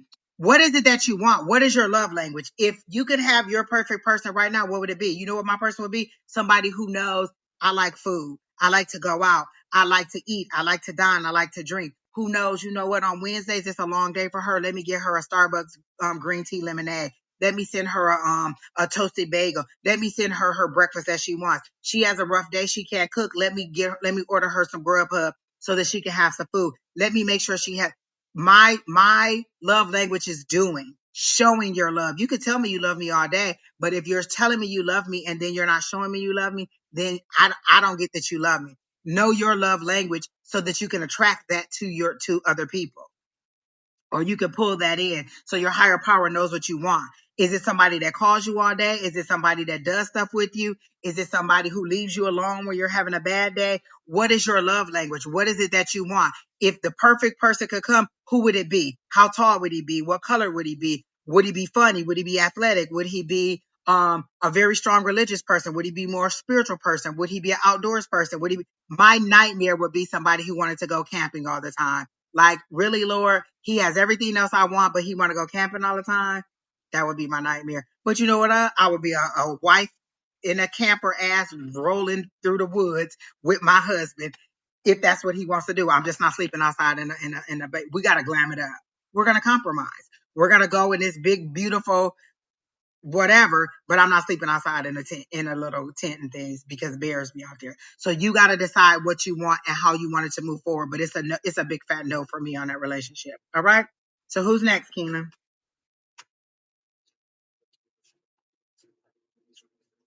So Keena, somebody came up that was that we passed. Who is that? Who's next?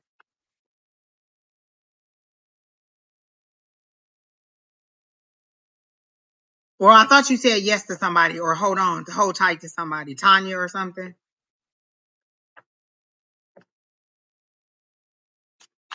Lewis, we ain't trying to hear nothing till you just make a surprise appearance in class. I'm like, what is Keena doing? Jeremy is last on the list, Keena. Oh, because he in there? Who is Tanya? You were saying something to Tanya. Hey, Miss Tina. Oh, okay. Oh my God. So Jeremy is next. Jeremy, where you at? You can go ahead. Oh, there he is. Look, even Sonar. Look, everybody know the list but me. I'm just totally lost. I'm gonna let Keena do what she do. Go ahead, Miss I Sherry. can't just to go away. Oh, Keena said a lot of people didn't answer, so she kicked them out. Boop, and added some new people. Okay. I I got can't it. read the question because my private that messaging won't go down like the box. Um, It's well, do weird. escape. It might take it away. Press escape. Nope. That didn't work. That usually works for me. There isn't a little arrow. No, there's nothing. I can't even type in the box. It's so weird. You want to exit and come back? Yeah, maybe. Yeah, let me do that because I can't see anything. Technically, Kay, the list is closed. Keena's been replacing people with people who don't show up. There's 10 people ahead of you. I mean, you can go ahead. Sherry Berry can read Lewis. I think uh, uh, we've had like a phone a text reading, but I'll see what new energy I have for Lewis. But Sherry Berry can start that one off for sure. I don't feel like I have any new energy for Lewis. He's so grounded and so in his energy. But we can try. Okay, try that. Yvette is here. Okay. kind of stinks because anybody that was attached to me would have dropped off, right? Nope, they didn't. Nope. Okay. Oh, it's a lot of people on the list. I'm so happy y'all and it's new people. I love y'all. All right, Jeremy, what did you said general? Okay. Yvette is next. John Cal is still here. You're on the list. The list is at the bottom for all of y'all who can't see it. Oh, you're after Viv, John. Okay. John Cal. Viv, are you still here? Because Keena said, are you still here? If not, we giving you the boot.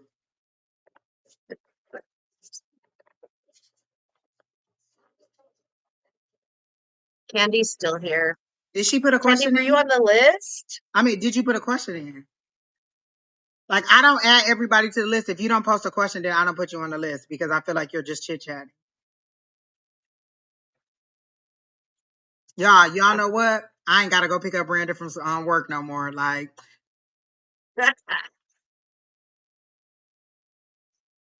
y'all know I usually be like, I ain't gotta pick him up from work no more. Well, okay, well, put a question in. If you put a question in, we'll get to you. All right, Jeremy. Let's see what we got.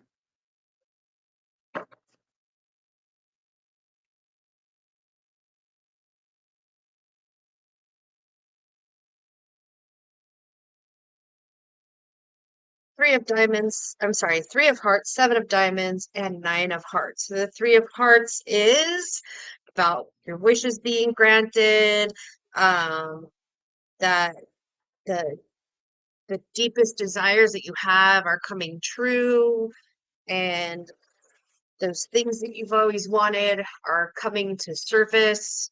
The seven of diamonds is about people, about loss of money, fraud, troubles with money. So your wishes are coming true. However, you have problems with how you spend and how you use your money. So be careful with that. The nine of hearts is talking about um, how you're supposed to have like a new home, new family, shift in family relationships. But I'm really kind of concerned about this money, like the on how you work with money. It's like with your family. Okay, money is coming in, your wishes are coming in. Be careful with how you're spending your money, and there's like changes in your family, and I think it's affected by the money that's going to be coming in. I hope that makes sense. I hope you understand that because I have no idea. That one's kind of all over the place. Jeremy, are you thinking about proposing to somebody? I get they show me snowfall and they show me winter. I was gonna ask you if you were gonna get if you were having a wedding, but the pendulum said no. So I feel like you're are you about to propose or are you thinking about marriage with somebody? Are you in that kind of relationship? Because I get by December, they show me snow. They show me like you and another person like making snowballs or having wintertime fun. So I feel like that's a season, not necessarily the activity. So I feel like you're considering getting serious to the point of permanent matrimony with somebody, and they moved me to use the Light Sears deck. So that's usually my love deck. So are you getting to that point where you're thinking about marrying somebody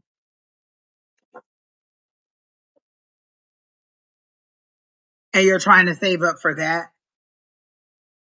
You still Rekindling a are rekindling a relationship. relationship. Okay. Um I feel like by December you'll be to that point with that person. Were you ever considering marrying that person? Because it's a joyous announcement that's coming in December. There is something great that is happening in December for you. And it's a celebration. And you two are having a lot of fun while you're doing this or whatever this situation is that's coming up. So I do feel like with the rekindle, I get a yes on that. And I usually don't get that. I do get a rekindle. I don't feel like it was anything horrible, the reason that you two broke up. Maybe your lives just you weren't on the same page. Um, the nine of pentacles came up, so I feel like you were very ambitious. You were trying to get to that let me stack my money. This is independent wealth. That's where your focus was. And you just kind of like got misguided on the situation. But I feel like if you go back to it and you have a better understanding as to what both people want, what works for both sides, you'll get it back together. But I get a yes on your rekindling. And I get that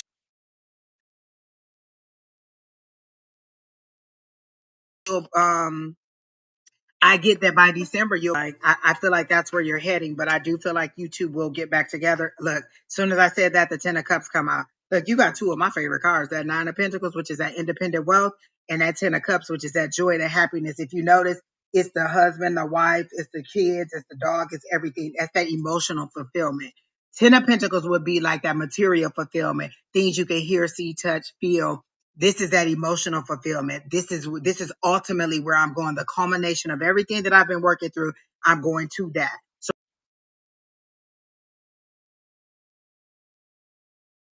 you're going to have the money and the romance, but now you've made some decisions and you're moving in a positive direction. Now you can focus a little bit more on the relationship, and that it'll be different this time, because I don't feel like there were any bad things that were happening in your situation. Like, it was just kind of like, you know what, maybe this just isn't working out, and two mature adults decided, let's just move on. And now you're like, well, you know what? Let's reconvene on that. And for you, it seems like a good thing. I never tell people to go back usually, but this doesn't feel like it ended on a bad situation. So it feels like a good thing. And they told me to go to the Light Seers deck.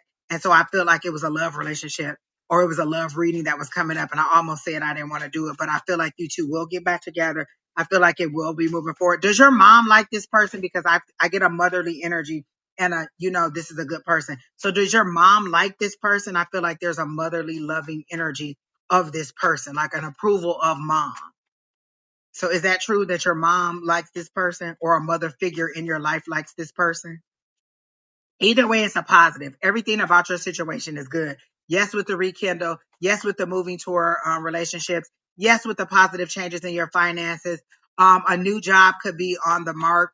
I get a red target. So whatever job that you're looking for or you've been pursuing, it's coming up. You'll get an opportunity. It's kind of like you being snuck through the back door, like somebody who knows somebody who knows somebody tells you something, and you jump on the opportunity, and before you know it, boom, you're at another level financially. I see an increase financially in your circumstances where you're gonna go up. Okay. Haven't introduced him yet. Okay. Well, I get a motherly approval of it. So your mom will approve of this person. Okay. So I get all positives for you moving on with that situation. All right. I love a love reading when it's organic and general, and we didn't have to, you know, no desperation. It's just organic. So I love that. So good things are coming for you. Come back and let us know when you get married. We like buttercream cake when you when you order for the wedding too. And I want to come to the wedding. All right, Keena, who's next? That's good things for you, Jeremy. Oh, I'm so happy for y'all. That's so cute. Your energy is so light and fluffy. And you're such a nice person. Like, you're a very giving person. You're a funny person. You are like the life of the party once you get to know somebody. It takes you a minute to like kind of let your guard down or kind of be who you are. But once you feel comfortable with people, you're a very funny and entertaining person. I like that.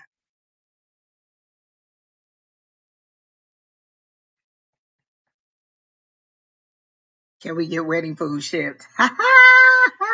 Don't we love wedding dessert, honey? Don't we love some buttercream cake? All right. That good, Jeremy. I'm glad that's true. All right, Yvette, you're here. Scenario, you'll be next. We'll throw you in there really quick after this next, because I know you got to get on the plane. Red velvet, buttercream, and a little order. All right now. All right.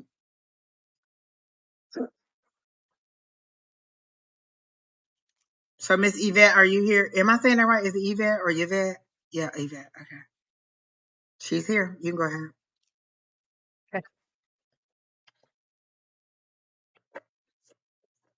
Okay. Yvette, immediately I heard move. I'm not gonna start your reading, but I heard a move. So keep that.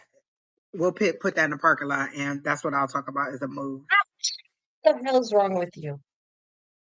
Sorry, my cat just decided to scratch my ankles. Um, Interesting. So I got the Four of Diamonds, which is the Four of Pendulums or Pentacles, sorry. Um, the Four of Pentacles is somebody that has funds available, but is holding on to things so tightly they're not seeing the glories and the beauties around them. Then I have the King of Diamonds, which is also a pentacle, but it's wisdom about money and good luck and financial and legal situations. So are you holding on to money? Do you have a lawsuit going on, or is there something that is financially tied up in litigation? And is that why you're holding on to your money? Then I have the Six of Hearts, which talks about longevity and stamina and being faithful to your cause. So that's what I'm getting. It's about abundances and money and things coming in.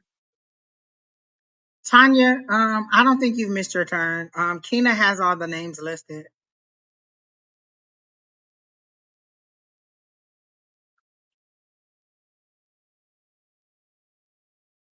at the bottom. Read the scroll at the bottom. Yeah, Okay, Lord help the child. I'm don't all in have the that. chat like a kid in the candy store. Well, Yvette, it's gonna Well, be okay. Like Miss m- Yvette, this, money this is, doesn't have go to ahead. I'm be, sorry. it doesn't abundance doesn't have to be about money. Abundances are the things that you look in life. I tell people all the time, and Angie does too, like when you ask for money and you walk by a penny, you're snubbing the universe. When you're asking for abundances, it doesn't Imagine necessarily walking have to by be 100 money. pennies a day and leaving them all on the floor. That's $1 a day. That's Yeah, $365 at the end of the year. right. Abundances could be somebody buying you groceries or paying an electric bill or a phone bill for you. So when you have that, it's these abundances that will be coming into you. But this does tell me that like you're in need of money, and this does tell me that you'll be getting the Let money me say or this the because she said abundances. I live in low income.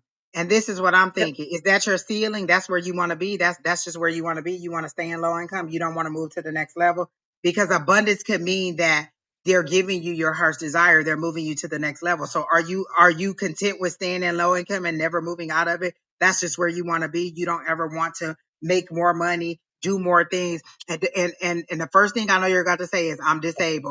I work with many disabled people who make their own money, who are not on disability, who actually come into work. And one of those places is a warehouse. There are many disabled people there. So if that's where you're about to hit me with, I'm low income because I'm disabled. I just want to know, is low income where you're trying to stay? Is that your ceiling? Like you don't want to go past that. You don't want to strive for anything else because she's speaking abundance into you. And the first thing you said is I'm low income. No, that means that you're moving to the next income. If somebody tell me I'm going to get abundance, the first thing I'm not going to say is, oh, well, I'm low income. I don't want no more money. They're speaking positivity into your situation and you're like, oh no, I'm content with where I am. I mean, if that's where you are, then you don't need a reading from me. You're content with where you are and everything is you're fine. But what I saw was moving. The very first thing I saw was you moving to someplace else. So moving could be to the next level income. It could be to a new apartment. It could be all these different things. You got to charge me per slice of cake. You bringing my own cake. I'm bringing nothing but cakes to your wedding.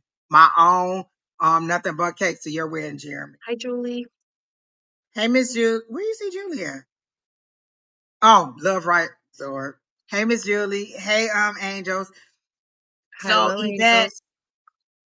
I'm happy about leaving. Okay, good. So that's what I was going to say. I see you moving on to something better, to something higher. So strive for something higher. Your focus should be on the next level, not where I am. Okay, this is where I am, but how do I get to the next level? And I feel like that's what your heart is desiring. That's what you came to this earth for, to accomplish more. But you've gotten so comfortable in where you are that you don't want the challenge. You don't want to move forward. How can you make this out of this low income situation? How can you make to your own sustainability where you can do this on your own? What is your goal? What is your focus? My ear is on fire because your higher power is like, you're in this situation because you don't want to move on. You don't want to move forward. You want people to tell you, oh, just a boatload of money is going to be dropped in your lap, but you have to work for those things. You have to put something out there in order to move forward. You have to use some kind of exertion to get it forward. And abundance is coming, but how are you going to receive that abundance? How are you going to help that abundance to come along? Are you going to, like, they're giving you a wheel to move your stuff? They're giving you a wagon to put your stuff in to move along to the next thing. Are you going to take the wheels off and make it harder for yourself to move forward? Or are you going to use that wagon for the way it's supposed to be, load your stuff up in it and move on to the next section? How are you helping your abundance to come in? How are you accepting it? Because the way they showed me you is like this. Nope, I'm good right here. Stop. When what you want to be is like this. I'm ready to receive. I'm ready to hold on to the new place that I'm going to forward movement. So forward movement is in your reality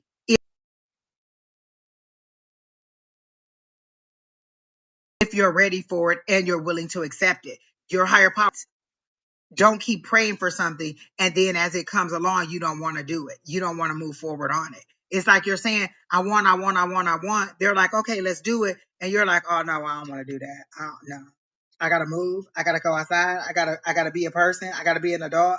And so they're showing you in a very immature, and I don't know you personally, so this is just how they're showing it to me. But they're showing me to you as a little child needing to grow up into a mature, responsible adult and take on the next level of your life. Like move on to the next level.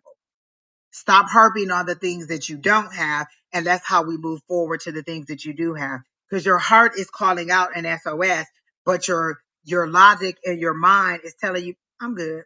If it's gonna be too much work, I don't want to do it. And so for you, it's being able to receive. How do I get into the receiving mode? So that's the question you need to ask your higher power. How do I get into the receiving mode? How do I see myself out of this situation that I am and onto something better, onto something greater, bringing the family up to another level? Before I went to college, um, uh, I was the oldest sibling, so I think my mom had maybe done like maybe a semester at college. So when I graduated, that was a new level for my family, and then everybody after that graduated, and now our kids automatically just go to college and they're the next level. So you're increasing the level. So what are you doing to move the family line to the next level? What are you doing to out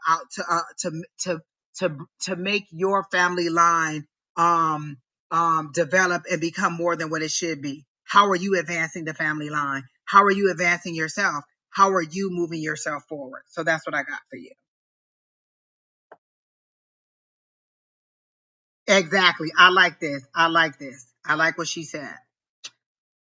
You cannot be, I want it, but not the way it comes. You got to be open to however it comes. Like, I don't like every struggle that I go through, but at the end, when I get on the other side, it's like, okay, I get it. I didn't like the struggle of it, but I get it.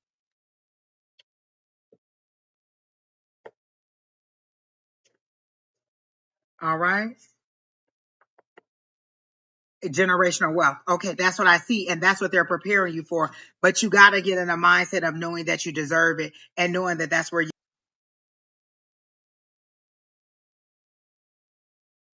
want to get out of the poverty mindset because they're showing me the five of coins. That's what I have for you. All right.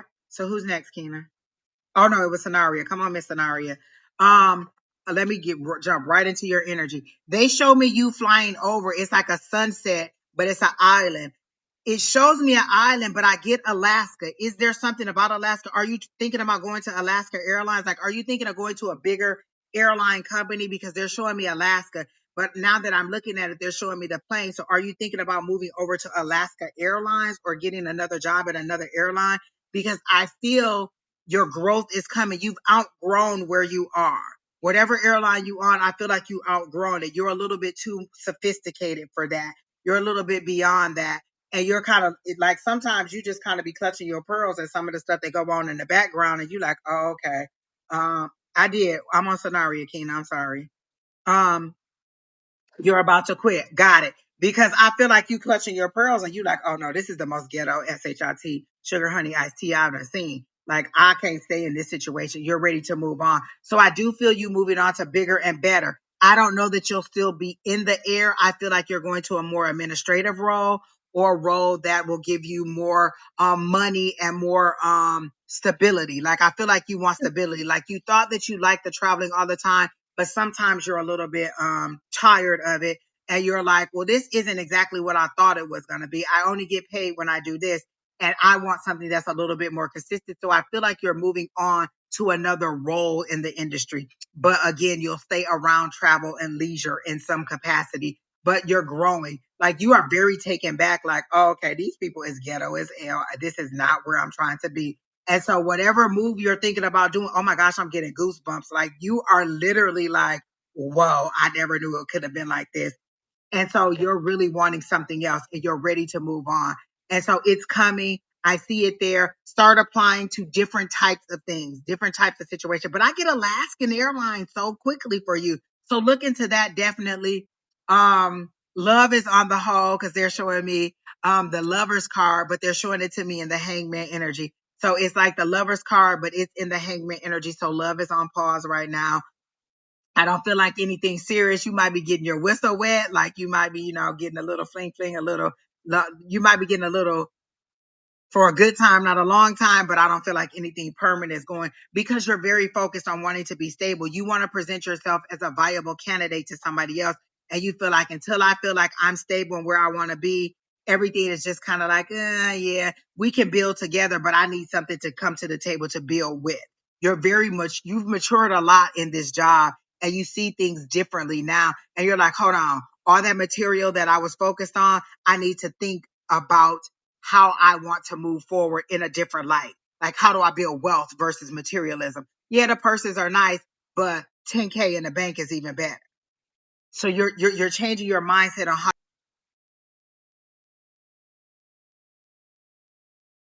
you look at money, your resources, your time, and how you build for your job duties, but not in industry. I feel like you're going to stay in that industry and you're going to rise up. Like I really see you being like director level, but it's all taking time. You just had to go through this. This was a growing pain, or this was just a learning experience for you, and you are going to move forward. What do you have for her, Miss Sherry Berry?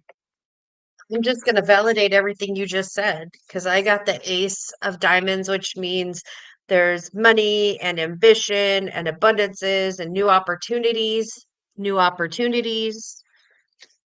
And this is a change card, so things are changing for you. Um, Again, the worst is over. Keep moving forward. And then the Two of Hearts, which is um, unity, connection, partnerships, because same as the Two of Cups. So, yes, I'm just going to validate everything that you said. That's the pause, Miss Honey. That's where you said anything about the breakup. That's the pause. They showed me the lover's card and it was in the hangman position. That's that pause. That means stop, slow Yes. down. We're holding you back. So that's what it is. That's the ending. That's what I saw when I said I saw the lover's card and it was upside down. It was in the hangman position. That's because that's the pause that they put on when you're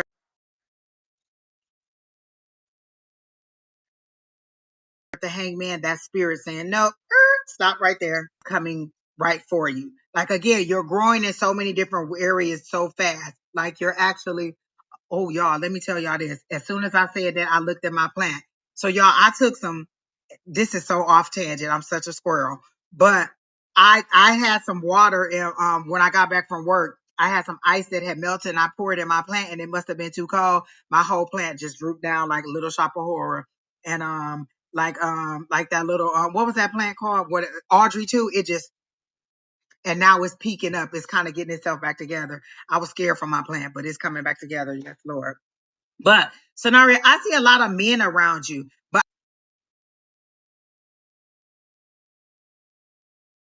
I don't feel like I feel like they like you, your career, or they want to help you in that way, thinking they will get an opportunity. So I'm not saying like sleep your way to the top, but I'm saying allow them to assist you or to give you guidance.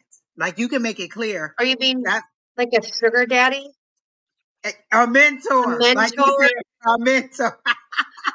So A people feel mentor. like just because their intentions are on a of a sexual nature doesn't mean that you have to go with them. You know what I'm saying? Like I've known people like Exactly. who've helped me in certain ways because they liked me sexually or they've liked me physically, and I reap the rewards of it, but I made it clear that that's not where I wanted to go with that situation. So be firm in your no, but again, allow them to help you. This is that hierophant. This is that learning. This is you learning, getting information, getting assistance. I like this. This is tradition. This is those institutions. This is you overcoming those institutions, that red tape in the institutions by getting people, mentors who are helping you. So you don't have to succumb to their sexual advances or to their Correct. energy in that way, but allow them to listen to what they're saying and get that and take those nuggets of information.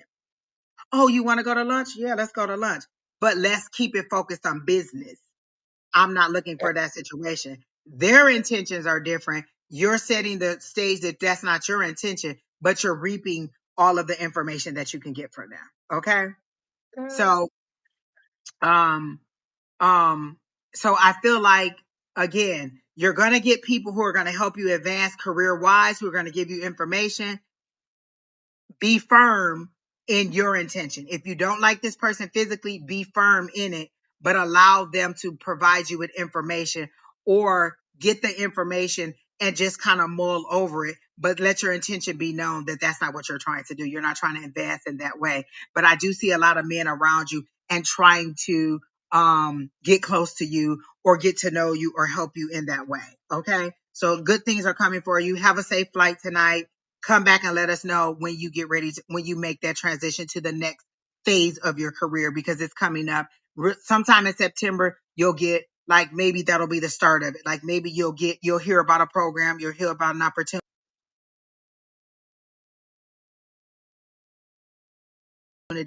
and then by October, like, I feel like a in like a cat suit, a red cat suit with the little horns and that devilish kind of outfit, and you're going to this party, but it's for your new job or it's for a new opportunity. Like you're so happy about it.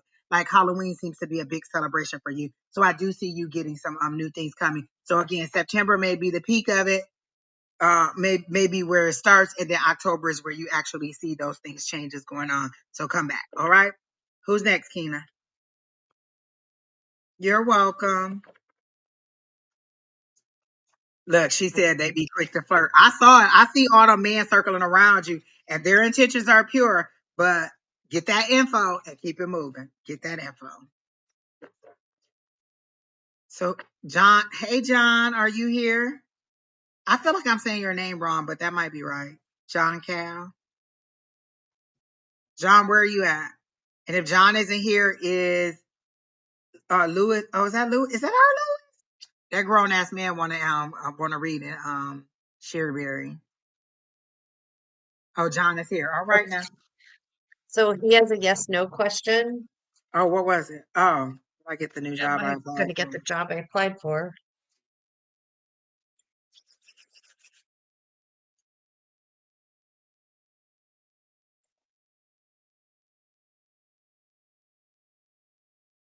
All right, Nisha, we won't add you, but it's nice to see you in the chat. Oh, you said please add you. I thought you said please don't add.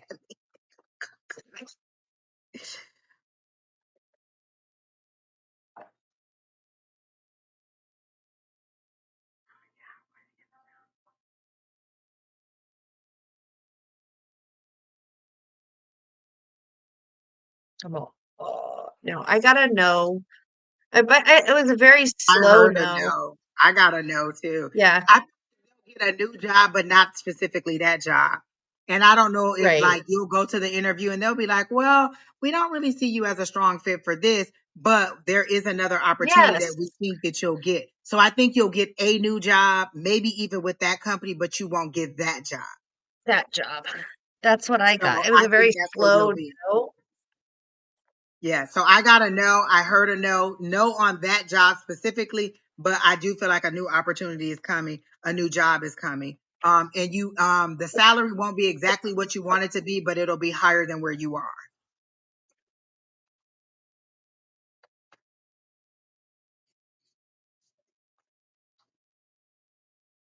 Oh, the interview did go well and all that, but they just don't feel like you're a fit for that position. And that's not a good or that's not a bad thing. They just think there's another thing that you would be more suited for. I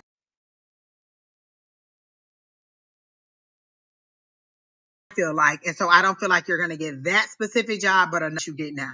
So definitely good things are coming. Um, but definitely keep looking. Don't give up. Like you apply for that one job, keep applying for other jobs so you have a counter offer, so you have other opportunities coming up. So don't give up on it. Keep looking. Again, you won't get that job that you applied for, I don't feel like, but I do feel like you'll get something else. All right. So I hope they helped you out. Who's next, Keena? Is it Lewis? I think Lewis is next. Exactly. Alicia said that's exactly what happened to her. Really, Alicia? You gotta tell me more. Y'all in these love readings. Oh my God. See, Nisha, I want to put you on the list, and then the first thing you said is, "Will I see this Gemini again?" Oh, she said the position that she's getting put in fits her way better. Hey, I love it. Remy, there's 5 people ahead of you right now. We'll see how we do in the next few minutes, and then I'll let you know. Um, okay, what do you got for Lewis?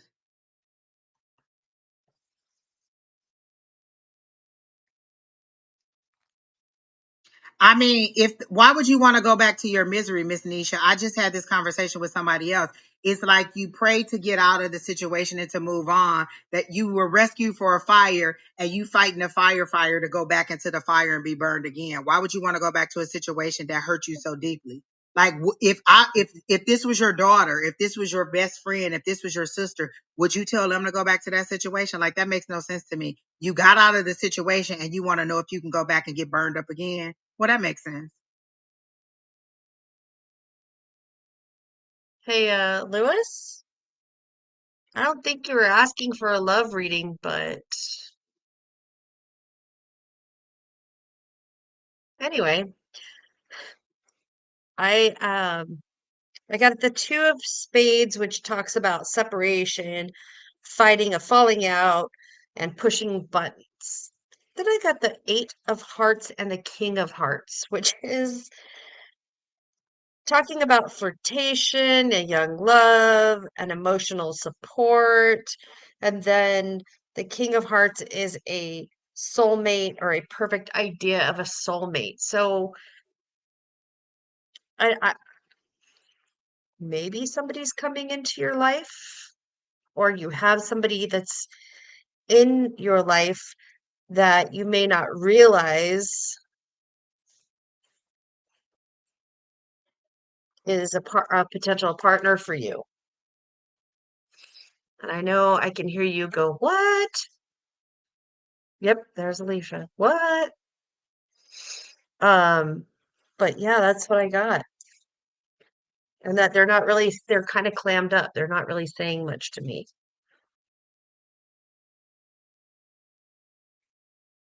Wait, he got a new boo. Wait a minute. Wait a minute. Is that why you ain't coming to class? That you laid up with your honey boo? Okay. Oh no. Miss Nisha, I put a comment in there. This is something that Alicia has said many times when she used to come live with us, but she done kicked us to the curb. She don't come live no more. Don't let a man tell you that he don't want you more than once. If he broke up with you, then that's him saying, I don't want this anymore. Why would you want to go back to somebody who broke up with you? If you don't want to be with me, then honey, I don't want to be with you. I'm not gonna come back to you if you decide that you don't want to be with me. Let's just move on. We're not compatible. And sometimes you're not. Lesson learned, move on. I would not go back.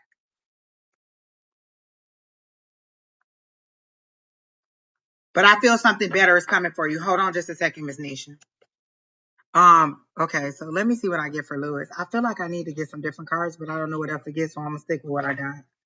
Um, relationship. I'm just listen, like my reaction is the same as Alicia's. Look, this is me right now when you said Like that. what? Like, wait, what? What just happened? Me Who said too. that? Because Lewis, where you at? I Come on, thought, listen, we send Lewis a link. We need to be live. We need to see what's going on right now. Come talk to us, Lewis. Well, Lewis, I'm like, I talked to him just a couple of weeks ago and never mentions anything about a love interest, so I don't This know. is tricky now. I don't know what's Um, coming. I definitely get for for Lewis. I get that you're seeking something more. You're happy with where you are. It's a roadblock. It got you back into, every day out of the house doing a different job. But I feel like you want something more. You want something where you use your abilities and where you see how you're affecting others. Like, yeah, I'm making money. Yeah, I'm doing what I'm supposed to do. I love what I do. I love that it keeps me busy. I love that I'm making money. I love the opportunity. I'm not poo pooing on any of that. But I need something that has a little bit more intrinsic meaning to me. My heart and my money needs to align. I need to see how I'm helping people, how I'm giving back. I don't want people to follow the road that I'm on. I want people to see things differently and to accomplish things based on how I've inspired them. You want to be more. You want a legacy. We've talked about this before. You want a legacy, but you want your legacy to be positive. You're making changes. So I do see you seeking something different, but not sure which direction to go. Like, well, what is it that I want to do? Like, I'm happy here, but what is it that I want to do? What is the new job that I want to have for me? And that's what you have to decide how you want to do that. I feel like I should be on one of them housewife shows just drinking my little, but this is cranberry juice, y'all. So I feel like new opportunity isn't coming to you because you haven't decided what that opportunity is that you want. What is it that you want to do? How do you want to incorporate your gifts? Do you want to be a mentor? Do you want to be a teacher? Do you want to be a counselor? Do you want to be a therapist? Do you just want to do readings? How do you want to use your gifts and abilities and your story? Your story is, they're saying, don't put your story in the background. Use your voice. Like my voice got roughed up then. Use your voice. Tell your story. Inspire others. That's where you're missing your opportunity. You're not telling your story. You're overcoming it, but you're not telling it in a way that inspires others. So your opportunities aren't coming because you haven't decided what you want your opportunity to be, how you want to move forward. If the perfect job could call tomorrow, what would it be? What hours would it be? What days of the week would it be? Would you go into the office or would you stay home? Would it be remote? What is that powerful job that you want? How do you get from where you are now to where you want to be? So your highest and greatest good is tying that heart, tying up all those loose ends that you feel like you're trying to overcome, tying up your story, your voice, your abilities with your money. How do I make all of those things work for me? So your highest and greatest good is helping somebody else find their highest and greatest good. How do I do that? Where do I start? What do I do? So those are the questions that you need to have in your meditation. How do Mm-hmm. I help others reach their highest and greatest good? That's what they're saying. You need to find that voice. How do I tell my story and inspire others? How do I just speak to a men's group? How do I just speak to friends? How do I inspire others to see their situation different? Because I had to see my situation different to get me where we are. And like, I feel like you're working on little things from the past that have kept you down. Like, you know how people have little things like maybe it's debt, maybe it's tickets, maybe it's little things in their past, and I feel like you're chipping those things off one by one. Check, done with that. Check, done with that. And every time you accomplish one thing, you're like, yes, but you're not boasting about it enough.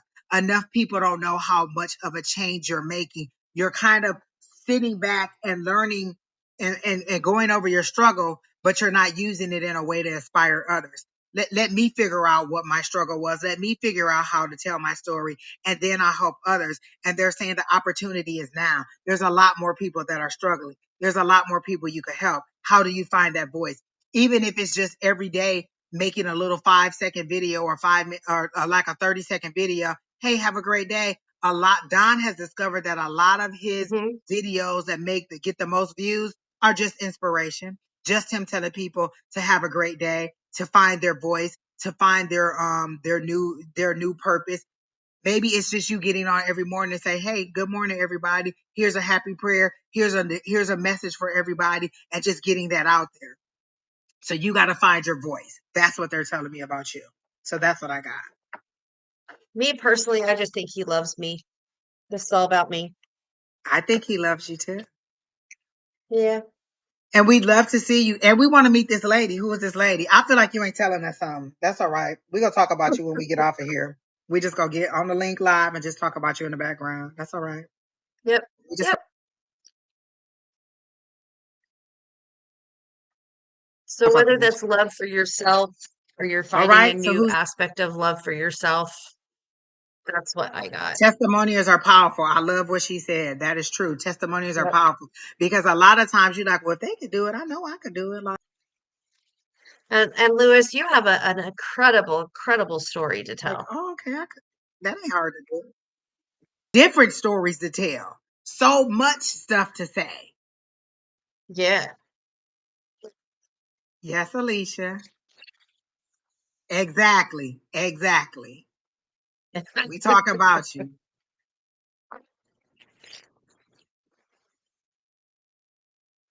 Oh, I love that. Oh, did I hide what Keena already put up? Let me leave the chat alone. Keena, In look, my Keena life in the for decades. background. I'm Keena crushed breathing so through it. hard in the background, like, please stop. I'm sorry. What do you mean there's nobody in your life for decades? What about me? I thought it was all I thought oops, just gonna cry. All right, Keena, who's next? Y'all, we got through that list, baby. We are working it on. We got like 30 more minutes or however long Miss Sherry Berry want to go because we about to hurry up. Stop Ah, flirting, Sherry. I flirt with everybody, but all my right. heart is Tanya, are loyal. you here? Uh-uh. Ask him. Tanya, please go ask V.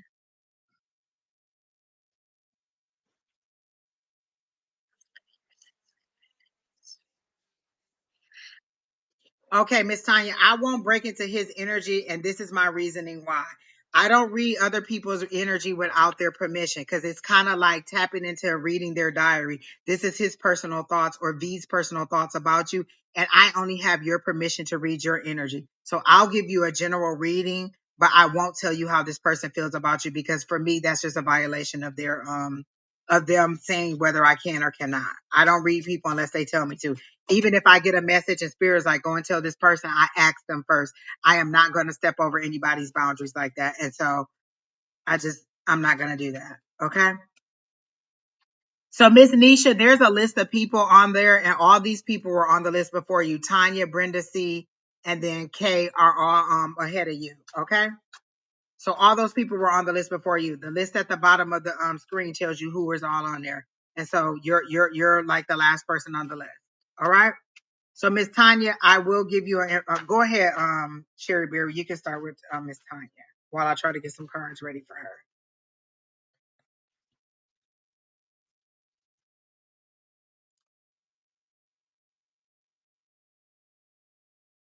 You're in a very timid energy, Tanya. Like you're scared to ask So because you're Queen of scared of the Hearts, answer. Queen of Diamonds, and the Ace of Clubs. So the Queen of Hearts is talking about, again, an ideal partner and a soulmate. And the Queen of Diamonds is talking about a female partner with sound advice, um, and a deep connective energy, where the Ace of Clubs is talking about solitude and being in your own space. So I'm feeling that you need to learn your love yourself more. So I'm hearing, because I'm seeing a bunch of roses, you need to trust in yourself more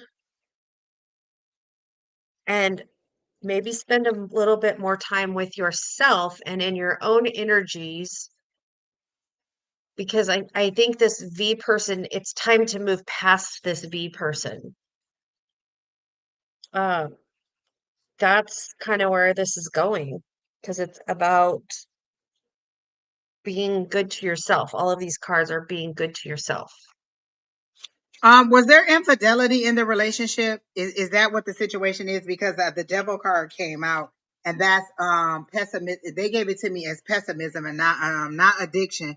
But if you notice in the devil card, the lovers are attached, they're connected, but they can get out of this situation anytime they want to. So I feel like they're like you're in a pessimistic mood, or you're doubting the relationship because of what happened before. Like maybe you broke up and got back together, and you're still holding on to the hurts from that past relationship, and you won't let that go. And so you're not fully able to love in the way that you want to, because you're holding on to those doubts, or you're holding on to whatever happened the first time or in the past. There's something that you're not letting go of, so you're not fully letting yourself love in this situation. And so you either need to decide right now, because they're showing me the two of swords, and with the two of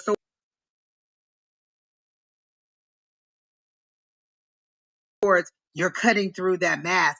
You either need to decide away, because I can't let go. Don't hold on to something just because you're holding on to it. I mean, just because you don't have something else. Because what you could be doing is holding on to this situation, and your true love is somewhere off waiting on you, and they get tired of waiting, and then they marry somebody else, or they find somebody else. So either you're going to fully trust this relationship and get over the hurt and the pain and whatever happened in the past, or you're going to let this person go and move on. Don't walk Hmm. that line and pull them through your misery, because you can't decide how you want to move forward, or you can't get over whatever the situation was. I definitely not want to be in a relationship like that. Like say it was my career, and I was making all this money, and then we broke up, and then we get back together, and they can't get over that. They're pulling me along in a situation for something that they can't get over. Either you're going to get over what happened in the past and move forward and trust them fully, or you're going to just let go and move on to something else fully.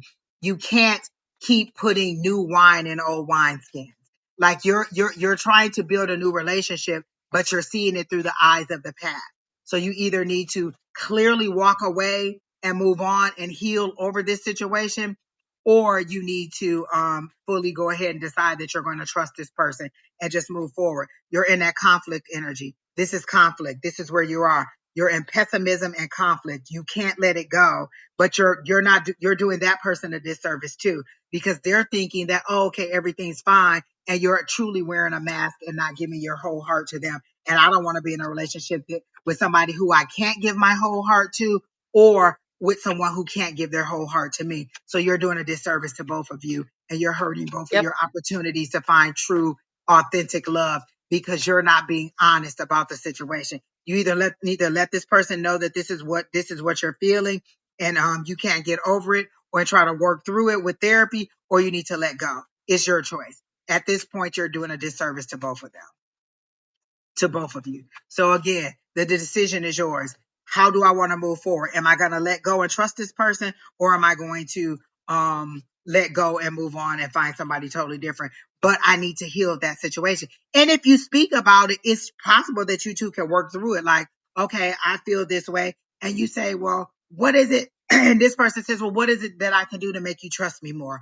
What is it that I can do? Or this is how I've changed. If they've changed and you're not acknowledging it, then that's a personal issue for you that you need to resolve.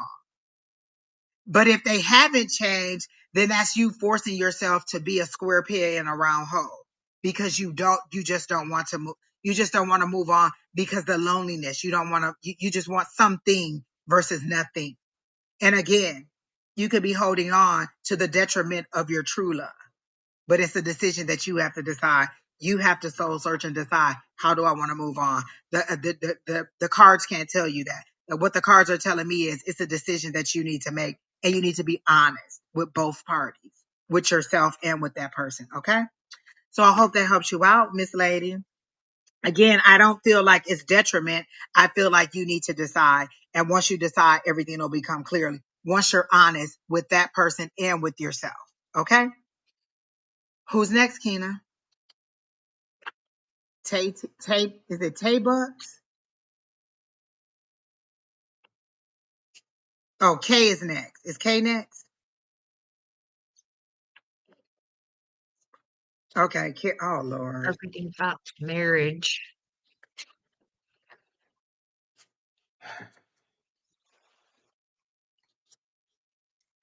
Hey, the first thing that spirit told me to ask you when you said about your marriage, what do you want? Do you want this marriage to go on, or are you just comfortable in the fact that you're in it? They're saying, what is it that you want? We'll give you what you want. Do you want to move forward with this marriage, or do you want to let it go? You seem to be going back and forth. You're running to the marriage and you're running from the marriage. You're running to the marriage and then you're running from the marriage. And they're saying, what do you want? You're asking me what to do for the long haul. Are you speaking to your partner about what you want to do about the long haul? So what is it that you want? Your original question had to do with business. Is the marriage the reason that you haven't started the business? Is there some kind of communicate, like, does this person not want you to work, not want you to start this business, not want you to quit your job? Because there seems to be tension in there. But instead of talking to that person, you're coming to us and saying, well, do you think it'll work out? Yeah, it can work out. All situations can work out, but they also could not work out. What is it that you want from this? Do you want to? Is there something that you're sacrificing this that is too heavy for you to sacrifice? What is it that you want for this marriage in the long haul? Do you want kids and they don't? Do you want to start your own business and they don't want you to? Do you want to live in a city and they don't? What are the compromises? What is your walk away? What is it that you're saying, this is not it. I can't do it if you don't want this, or I can't do it if this isn't a part of it. Some people want children and the other person doesn't. Is that your walk away? Is that your end all be all? I want kids, they don't. This relationship isn't going to work, or we're just going to keep being intention. So what is your walk away? What is it that is causing you this doubt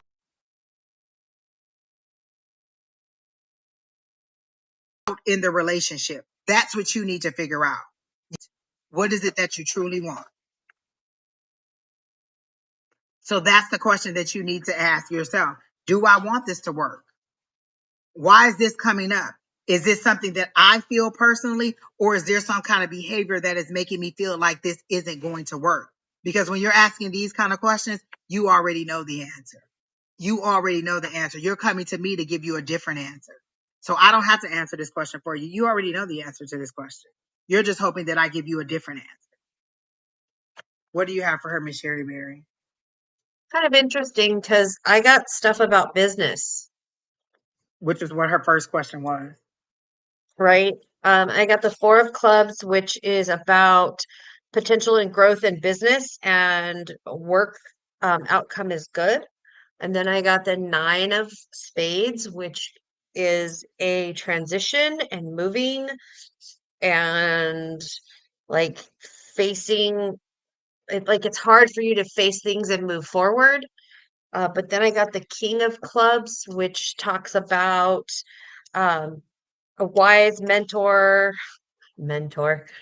an authority figure, somebody that is very stern and in your life. And to me, that is talking about your Oh business. my gosh, That's, Sherry, I'm so glad you said that because that's what I felt. But I feel like she wants to be the alpha. That's her. She wants to be that person. And that's what the bumping of the heads is. She wants to be the yep. alpha in this situation. And that's where the bumping of the heads is. You're refusing something. As soon Hmm. as you said that, oh my gosh, as soon as those words you said, you took the words right out of my mouth, Sherry. That's what I'm Yeah, here for. yeah. That's what the problem is. They're bumping heads because she's trying to be the alpha too. And you don't want to listen. That's what the Hmm. problem is. You're refusing something. This is something, look at this. This is something that is being offered to you. This is a Four of Cups. This is emotional fulfillment that's being something that's being offered to you, and you're not seeing it or you're not accepting it. Look at it. This is the divine offering something to you. You see that? That's the divine offering something to you, and you're not taking it. You're like, I don't want that. That's not what I want. I asked for Starbucks and you brought me Dutch Bros. I don't want that. Judge That's not what I want. Bros. Exactly. That's how it is. I asked for this, but you gave me something else. Or I don't like the way that it's coming to you. I asked for a new car, but I wasn't specific in what I wanted. I asked for a new car, so I got a new Toyota Camry. What I wanted was a Cadillac. You got I what you asked for wanted. a You car, got and what what you I asked got for. is I wanted a a new car car. You got what you accident. exactly. And so I was, you want your marriage to work, but are you willing to compromise and give up some of that control? Because I feel like this person is giving you more emotions than you're used to, more love, more cups of love than you're used to. And you don't know how to do that because you want to be the alpha. You want to run things. You want everything to go your way or the highway, but you don't want to compromise. Again, that may be what you want, but are you willing to make the sacrifices to get that? Because you're being offered one thing and you're refusing it. This is the only card that came out, and I shuffled for you for a long time. You're refusing something. Something's being offered to you, and it's not what you want. So you got to decide: am I going to settle for what I'm being offered? Am I going to take that, or am I just going to walk away? You can't have it both ways. You can't be the alpha all the time. There's a compromise in the situation. And that's what I feel like. You want to control the situation. And this person also is a strong male energy. And because of that, you're bumping heads and you haven't found the compromise. So that's what you're tired of the arguing, you're tired of the fighting, you're tired of the disagreement, but you're not seeing it from the other person's perspective. I feel like this person is being very patient with you, but you're not seeing it from their perspective because it's my way or the highway, and not necessarily in a bitchy way, like, oh, well, if you listen, I'm not washing dishes and doing this, you go come home and you go wash the dishes and you go do this and you go do that. It's kind of like you're a very strong-willed person, and it's hard to get you to back down or to see it in another way. And you're going to have to learn the art of compromise. That's what's the long haul for your relationship. Compromise. How do we compromise? How do I give a little and receive a little? So yes, I do see success for it, but are you willing to make that compromise in the long haul? That's what I see Are for you you. All willing to right. go to counseling for yourself, not necessarily couples Listen, counseling, I have a but relative who I would have never thought would have went to counseling on their relationship, and this is before they even got married. And they went and they learned so much about each other.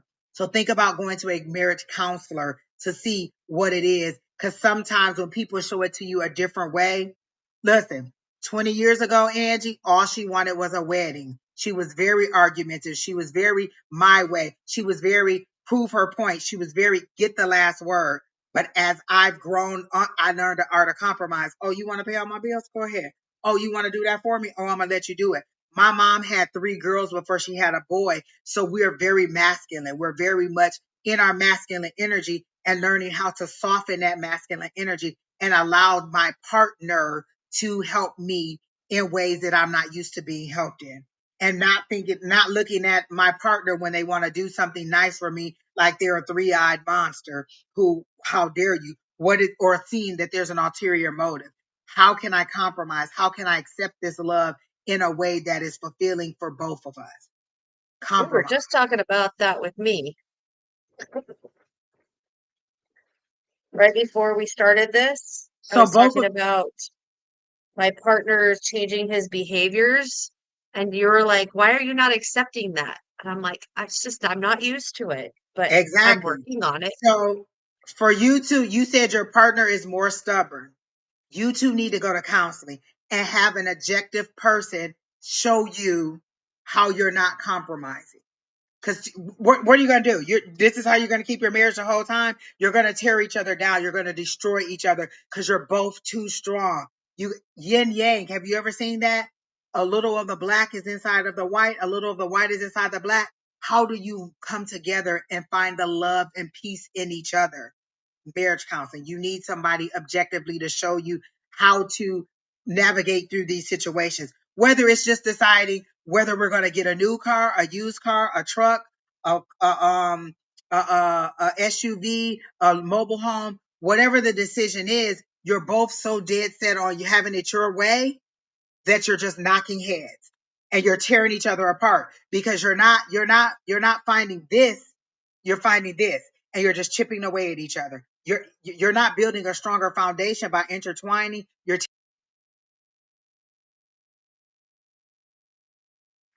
tearing each other down. You're weakening him and he's weak each other to move forward. And you're not the only one that need to change. Maybe both of you need to change, and maybe a marriage counselor will help you to see that. Exactly. A partnership based on teamwork. I love it. Whatever's on the list, that's it. Kay, Nisha, and oh dang, Keena don't have no more to this list. We done. So who's next, Keena? So I hope that helps you It out. would be Um, both of Nisha. you need to be open for change.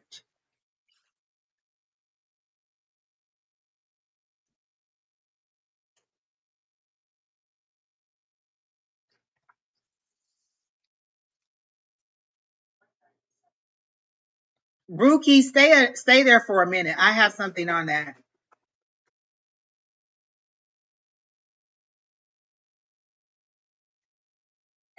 Nisha, where you at? Are you still Nisha. here, Nisha?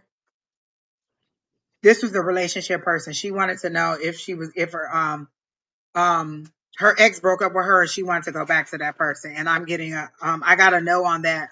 She was the No. person I told, don't let a person tell you that they don't love you more than twice. You know what I'm saying? If he broke up with you, he don't want Yeah. to be with you. Move on. Um, who's I'm well, first of all, are you still here, Nisha? Because if you're not, then I'm gonna move on. I don't And let me see. say this. You're not even on the list, honey. How do you think that you're on the list? My person in the background keeps a very, very um tight list, so you're not even on the list. But Nisha's not here, so let's move on. Okay, so it's Queen something, I think. Oh, Anna. Anna. Anne. Is Anne on the list? Is And Anne are you still here? here?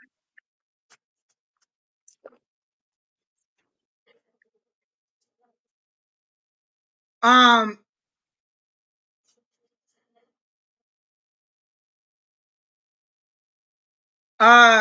when you asked, the list was already closed, honey. It's not that we're ignoring you. We're on 7 different platforms. We've been on for 2.5 hours, and the list at the bottom is the total list. Keena was just adding people. If somebody didn't respond, she would add somebody else on there. But we're approaching 3 hours, and my energy is draining a little bit. So it's not that we didn't see you at 8:35. The list was closed at that time. Once Keena posts that list, it's pretty much over. Tay, didn't we Um, call Tay so and Ann Iva is not answering, so Tay is here.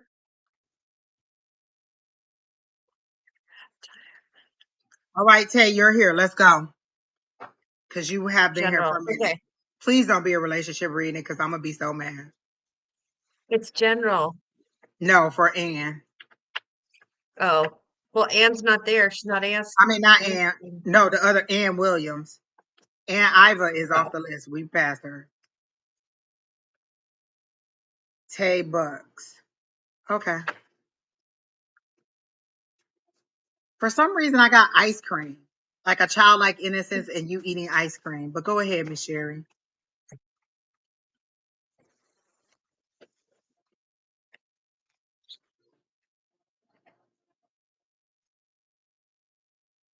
Okay.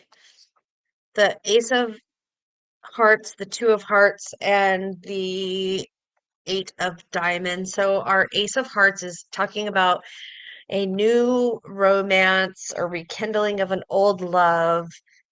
And then the Two of Hearts is talking about unity, sex, physical connection, flirtation. So are you starting a new relationship?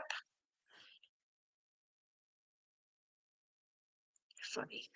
Um, and then I have the Eight of Diamonds, which talks about favoritism, bragging, keeping information close, gossip, people talking crappy.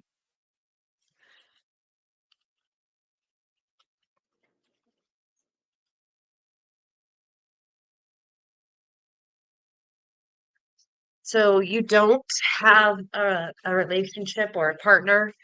A partner doesn't have to necessarily be a romantic partner, by the way, even though it's kind of that way.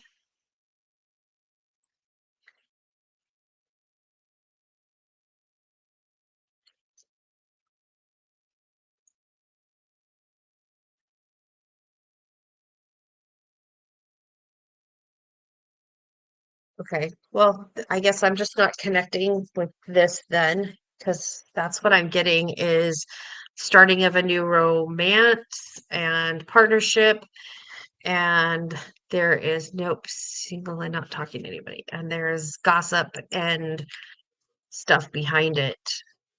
So maybe there's somebody that likes you that you don't know about and other people are talking about it. But maybe I'm just not connecting with you. Sorry. Go ahead, Angie. That's funny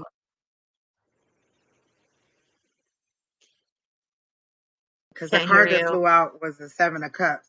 Well, Yeah. okay. I get a childlike naivety from you, like you're sitting just kind of like la da da, eating ice cream, not really paying attention to the world, not being a part of um like your reality, like you're sitting back and not taking a real front and center role in your life. You're like, well, I'm the little one here. Whatever happens, happens. The adults are taking over. Like, um, I just don't understand. Like, I feel like you're not fully participating in your reality to get what it is that you want. You're sitting back and hoping um, that the universe will just make the decisions for you. So, then that way you don't have any accountability. Things didn't work out. This is what God gave me. So this is just how it is. Like, I don't feel like you're actively participating or reaching your full potential in this situation. I get the Seven of Cups. Um, Exactly. I get the Seven of Cups, like you have many options, but you're not decide. You want the universe. That okay? That makes so much sense. You want the universe to decide for you, so that you don't have to decide, so that you don't have to make that decision and take accountability or responsibility for it.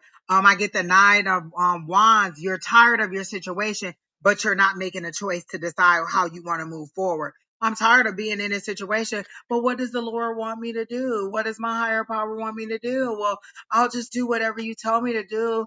And that's just it. Like you want to play the victim in the situation, but you're not doing anything to be proactive to get yourself out of the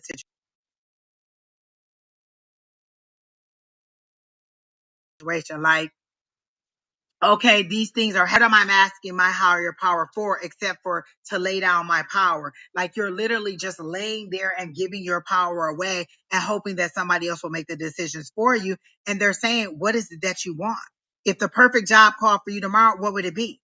If the perfect opportunity came up for you, what would it be? Why are you not um, um, being proactive in your own reality? It's like you're sitting back and watching things happen and being like, oh well, it was not my fault. I didn't do anything for it. I didn't make that decision. This is what happened to me. Instead of moving forward, they want you to move forward. They want you to speak up. This right here is that one they usually call the bitchy queen. Queen of Swords, because she speaks her mind. She has a double side, she has a double-edged sword of truth. She speaks, she cuts through the red tape, through the BS. She speaks her mind, and sometimes she's bitchy because she speaks up, because she has an authority, because she stands in her power, because she knows who she is. She's logical, but she's a decision maker versus the energy that you're in. If this was a past, present, future, your past is this. These are the opportunities that were given to you, and you won't make the decision. Your present, I'm unhappy with where I am, but I won't make a choice on the opportunities. Your future, speak the fuck up. Use your voice. Say what you want. Say it with your whole chest out. Speak your voice. I want a job that pay $100,000 a year. I want to work from home. I don't want to go into the office. I want to be an executive. I want to own my own business. I want a new Cadillac truck.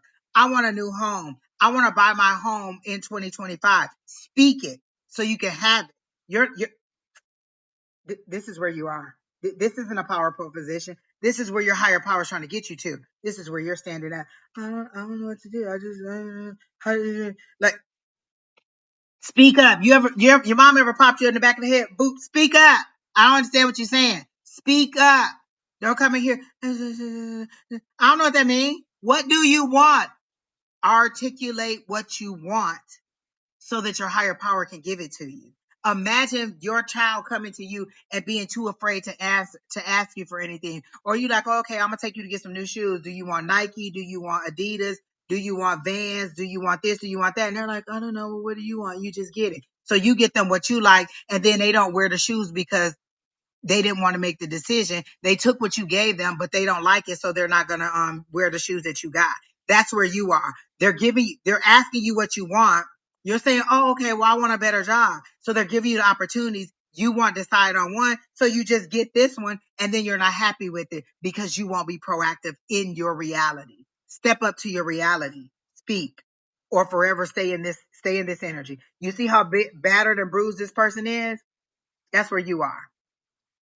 These are the choices they gave you. This is where they're trying to get you to be. Stand up and speak with your whole chest. That's what I'm just saying. That's all I have for you, Miss Tay. Who's next, King? Closed mouth don't get fed. Listen, Washel, listen. When you coming on here to read? Because, honey, you was just speaking it. When is you coming on here to She read? That's does. what I want to know. Listen, closed mouth don't get fed. Speak it, honey. Say it. Lord, Miss Ann, I have been looking at this question for the longest. And this is what my immediately when I read it, they said, what if they don't accept the baby and your new friend? Are you going to leave that person? What difference does it make if they accept this baby or not? If they decide, Thank you. if they don't accept this baby, are you going to move on and be like, oh, I can't date you, my mama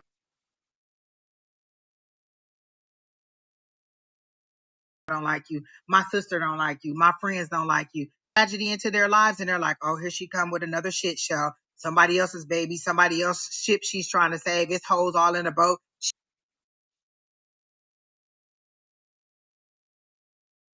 Underwater holding her breath trying to repair this broke person. You have to have a history as to why you're believing that they won't accept this person. Is there some things that you don't accept about this person, and you're going to use their acceptance or rejectance as a reason to not accept or reject this person? Like, what is it? Like, I feel like these are your feelings, but you're waiting to see what they're going to say so you can know whether your feelings are valid or not. Because why would you think that they wouldn't accept that person? If I have a new person and I bring them around, I'm assuming that my people are going to like this person immediately. Are they very judgy people? Are they very religious persons? Like, what is it about this person that you're perceiving mentally, because they're showing me the Eight of Swords, where you're feeling trapped? What is it about this person? What red flags are you trying to turn pink? What is it about this person that you know isn't right, and you're hoping that they'll just glaze over it like you do? What rose colored glasses do you need to take off and see this as a reality? Okay. You said accept my guy and my baby. Is it like, what is it? Why wouldn't they accept you? Exactly. And why would you want to be a part of a group of people who wouldn't accept you in that way? So if I legitimately love this person and they're treating me right and they're for my highest and greatest good, why wouldn't my family want me to be with that person? And if they don't, then I just need to move on. I either need to move on from the man or I need to move on from the family. But like, I don't get what your trepidation is.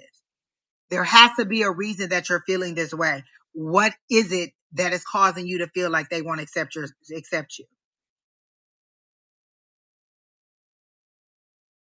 And you don't ask me 5,000 questions. If you don't put an answer in here and I don't ask you, and you've been waiting all this time, you hot on stage. What is it? What is the reason that your people would not accept this guy and your baby? Is it not his baby? Like, what's the problem? Like, I don't get this. You're not telling me something. Mm. You're not saying something. So what is it that you're not telling me? Why wouldn't they accept this person? Is it somebody from the past who did you wrong? Because I get conflict. But is it mental conflict that you're causing yourself? What is the problem? You're not telling us something. There's a reason that you ask that question. And usually when you ask that question, you already know the answer, honey. What is the reason they're not accepting this person? Was he a violent person? What is happening? Okay, well, obviously you're not here and you don't want to know. So we're just going to move on. Is that the end of the list, Keena? Is that it? Okay, well, we're done then. Well, amen. I thank all y'all for being here. We did about 25 readings. Lord help the child. Did And I love did it. we? I love it. We did, well, I don't know, maybe 15.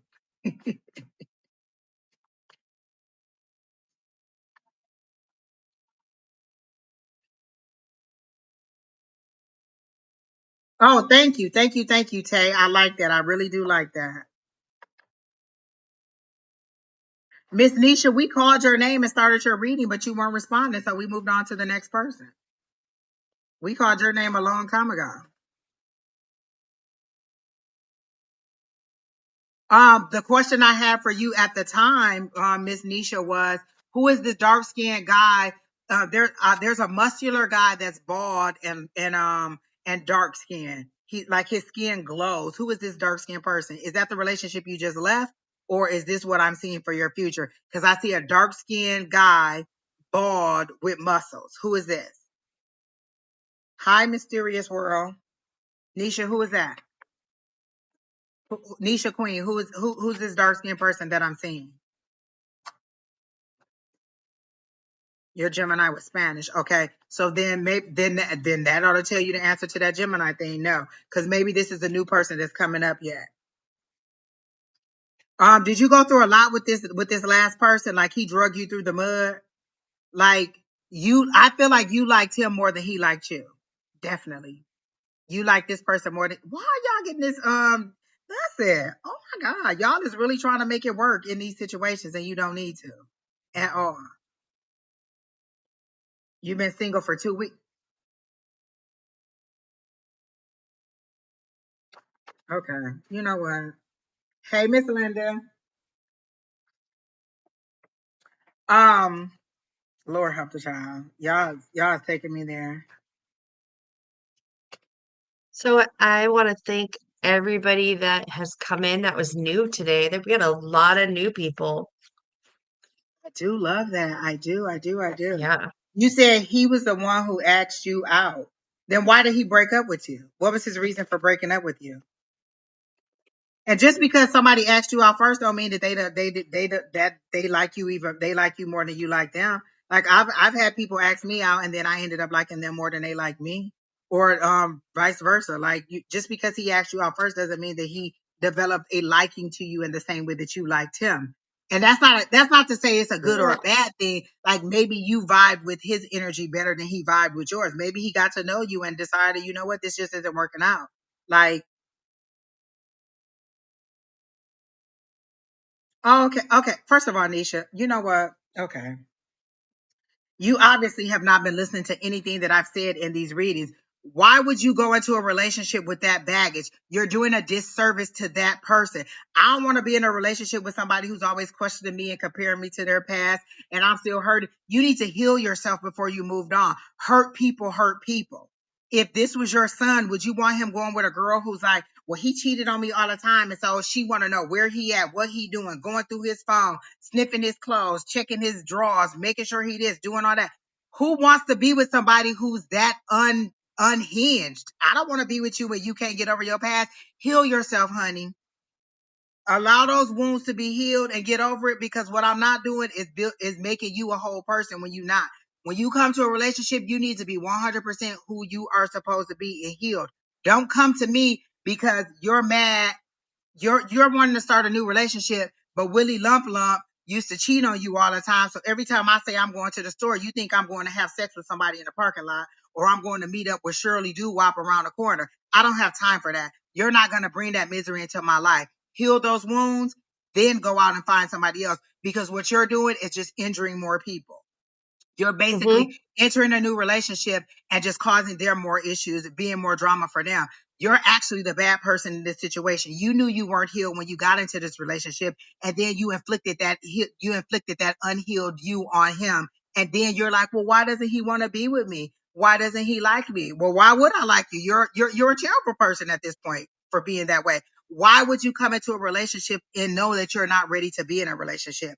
Why would I come into a relationship knowing all my husbands cheated on me or all these people did me wrong, and then I'm gonna come up into and then come and to this situation and and inflict this pain on them? Like that's a horrible thing to do to somebody. You're not ready. Heal yourself, honey.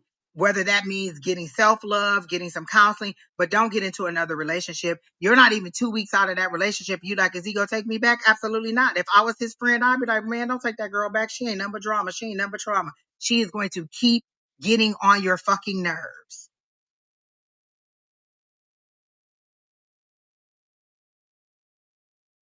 Are you still in love with your past person? Like, however it is, nobody would you want him coming in there telling you, like, oh, my last girlfriend used to cook good food so good. Can you cook what she cooked?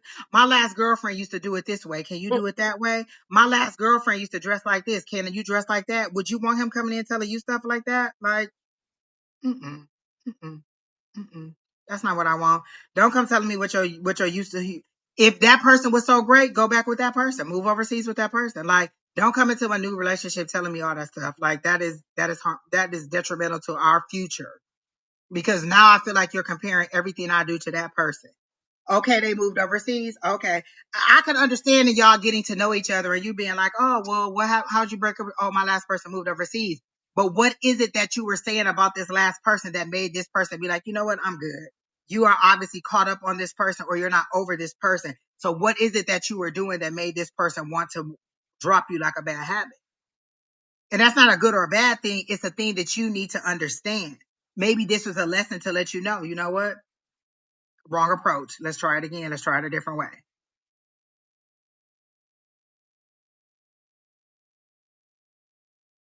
Okay, so why did he break up with you then? What did you say about your past person that made him break up with you? Like, there had to be a reason that this person left. And if he's telling you that it's because of your past person, are you listening to that? Are you saying, well, what is it that I did? Or are you taking accountability for what you brought into that last situation? Like, there had to be something that you told him that was a deal breaker. It could be like, you know what, we were in a polyamorous relationship and they're like, oh, okay, I'm not with that, I'm gonna move on. That doesn't mean that they don't like you, they just don't accept that kind of lifestyle from you. And that's what you need to be able to accept. Okay, we just don't accept that. Like, I've dealt with people who wanted to be, oh, let's have a threesome. Oh, that's not the kind of life I did. That don't mean that I didn't like that person. That just means that's not the lifestyle that I want to choose. And I'm gonna move on and we're not gonna do that. This is the kind of thing that you're looking for in a relationship. That's not the kind of thing that I'm looking to give you. So I'm gonna move on. It's not a good or it's not a necessarily bad thing. What is it that you said that this person was just like, I'm good. I'm gonna cut my losses.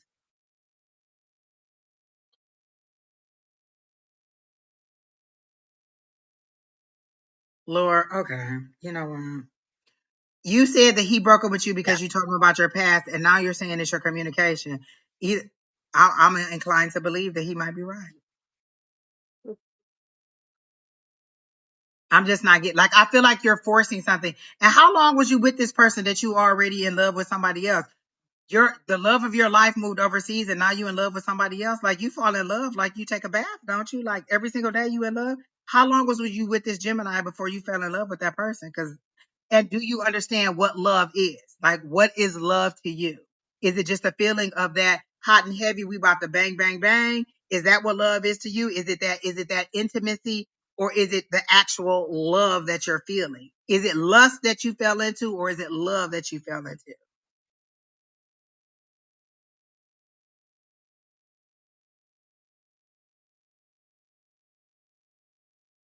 Oh, and that could be. Listen, I like what Miss Linda said. She said your Gemini could have just wanted out of the relationship, and he gave you a very easy excuse to move on. Either way, you either listen. You could do. I feel like, did this person block you? Because I feel like if you could have this conversation with this person, you would. But I feel like this person was honest with you, and they just wanted to move on, and that's just it. Like, it doesn't have to be like, you want it to be a dramatic reason why they want to left. Listen, I've left people because they were too short. Like, you know what? It's just not what I'm doing.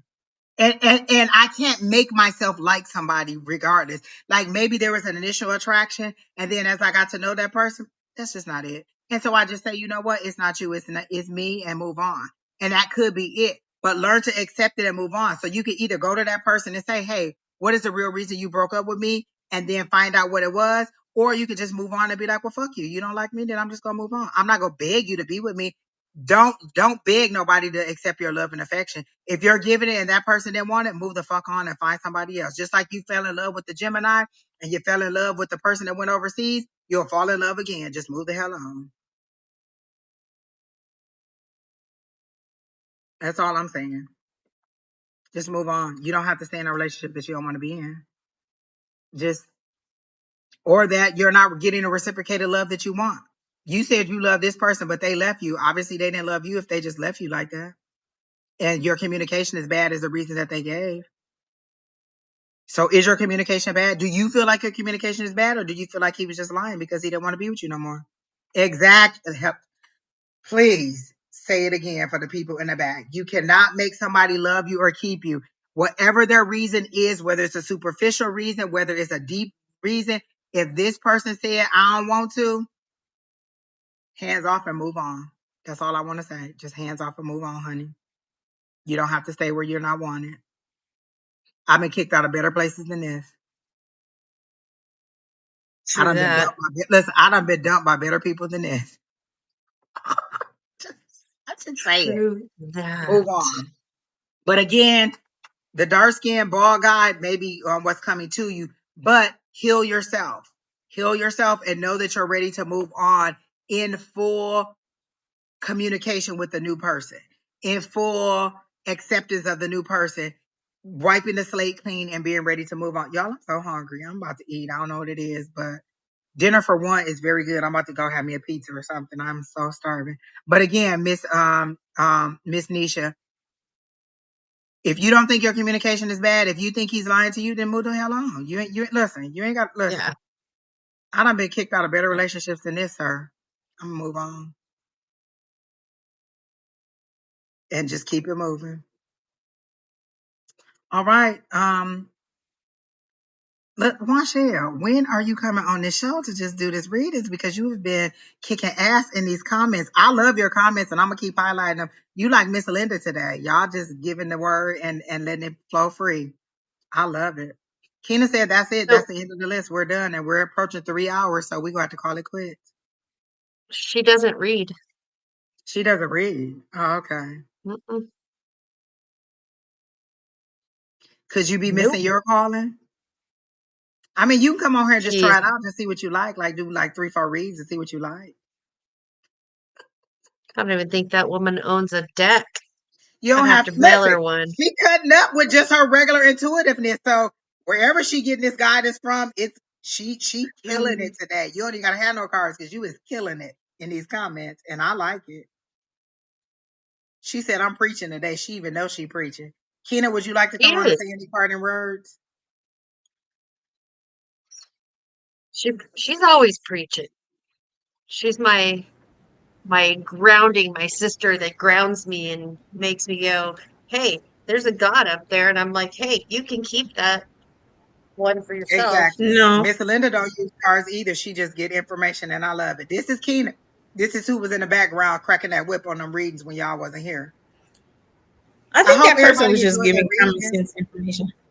Huh? I said, I hope y'all enjoyed y'all readings today, and y'all will be back next Sunday. Sherry Berry, I'm so happy that you didn't get smashed up in that car. Me too. Yes, I'm so glad you're okay.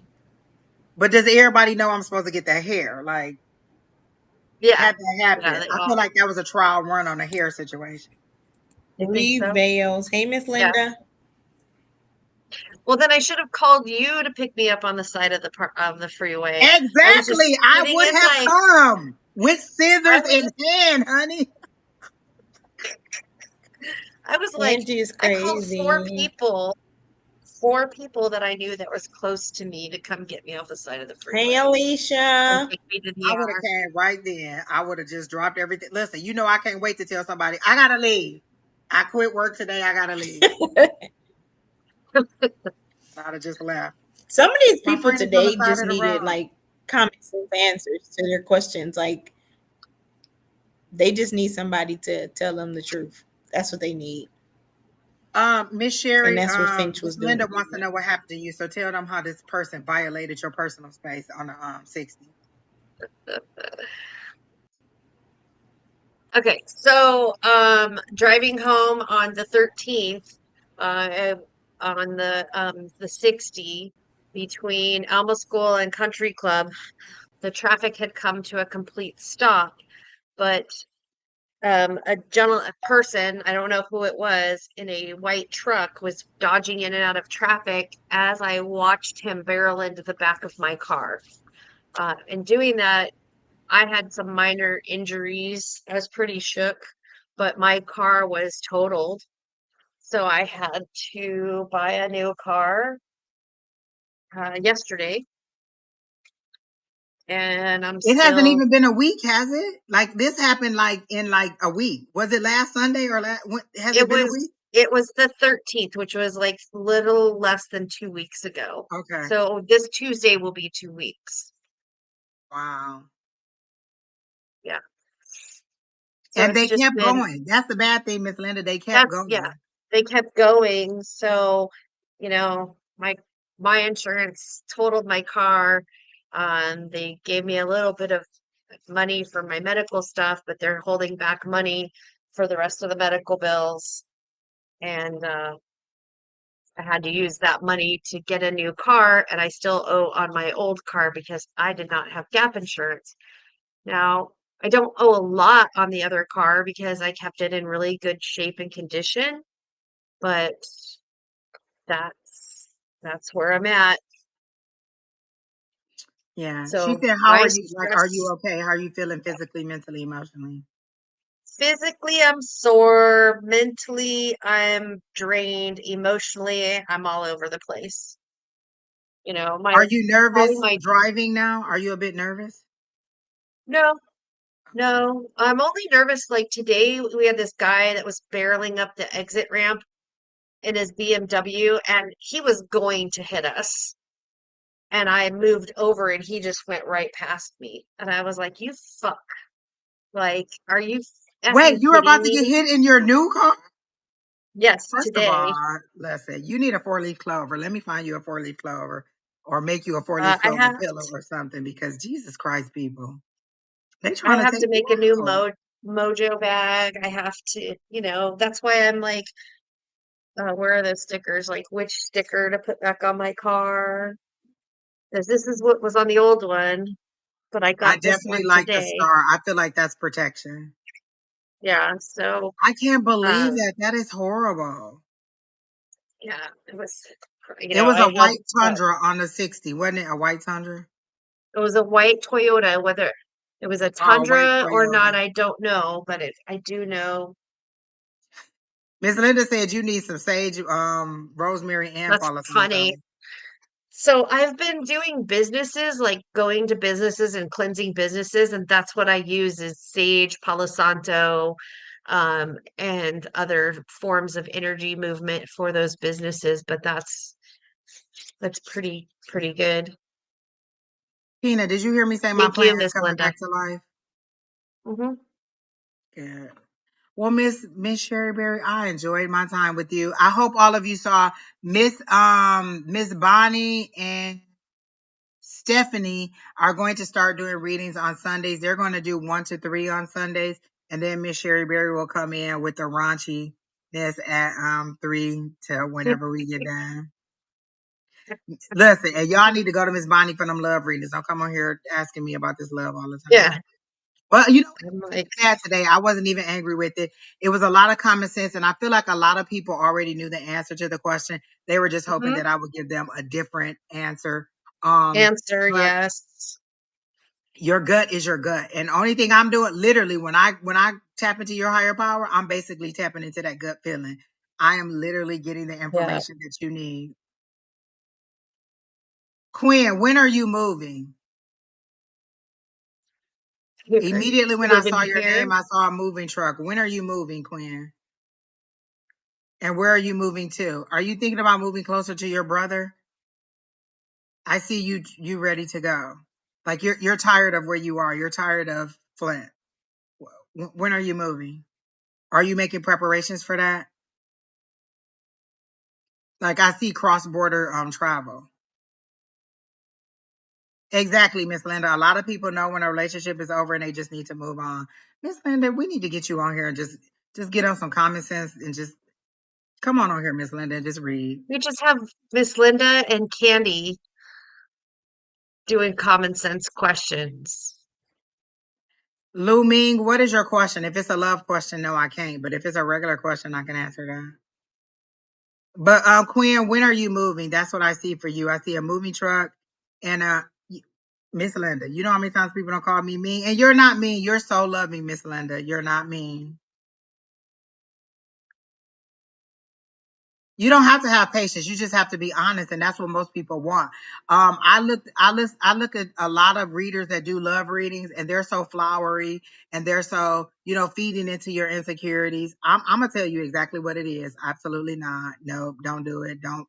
I'm gonna give you that common sense, and I'm gonna hit you where it hurt.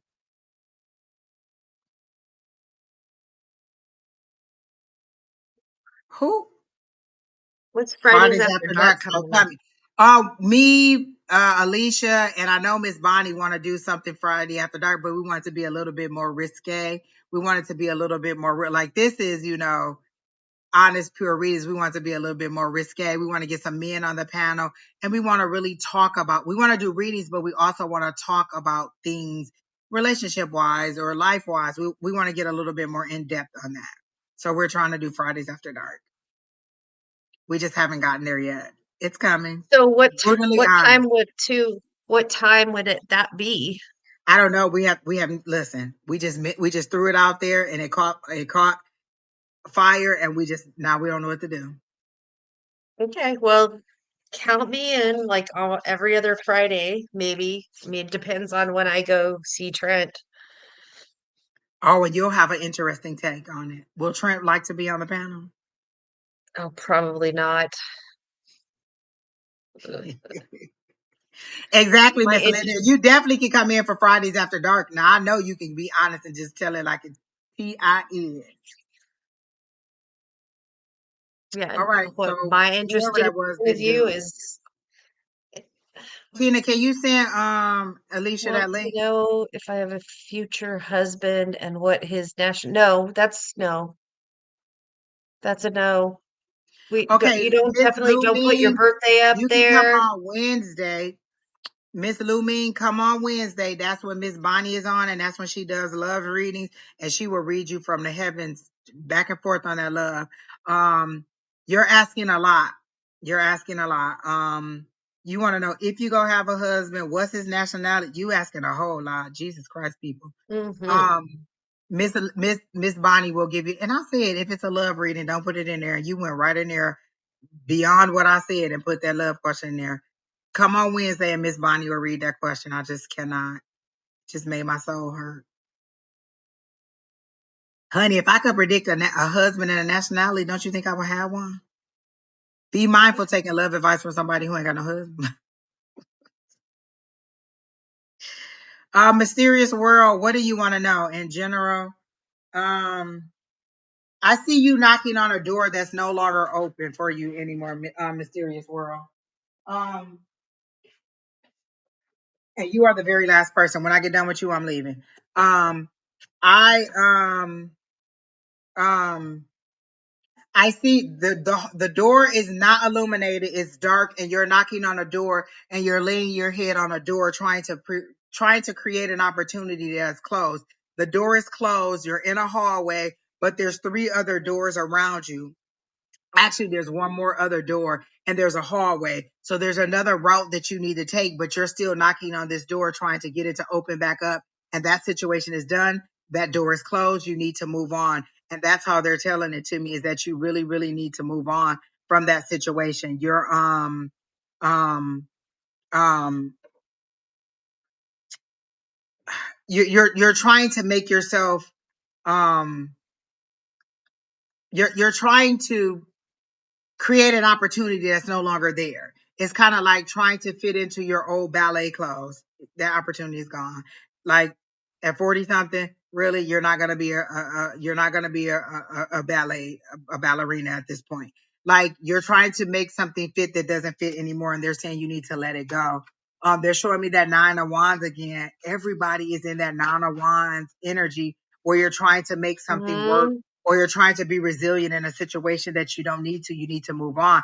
And I don't know if this is a love relationship or what, but you're beating on a door that is closed.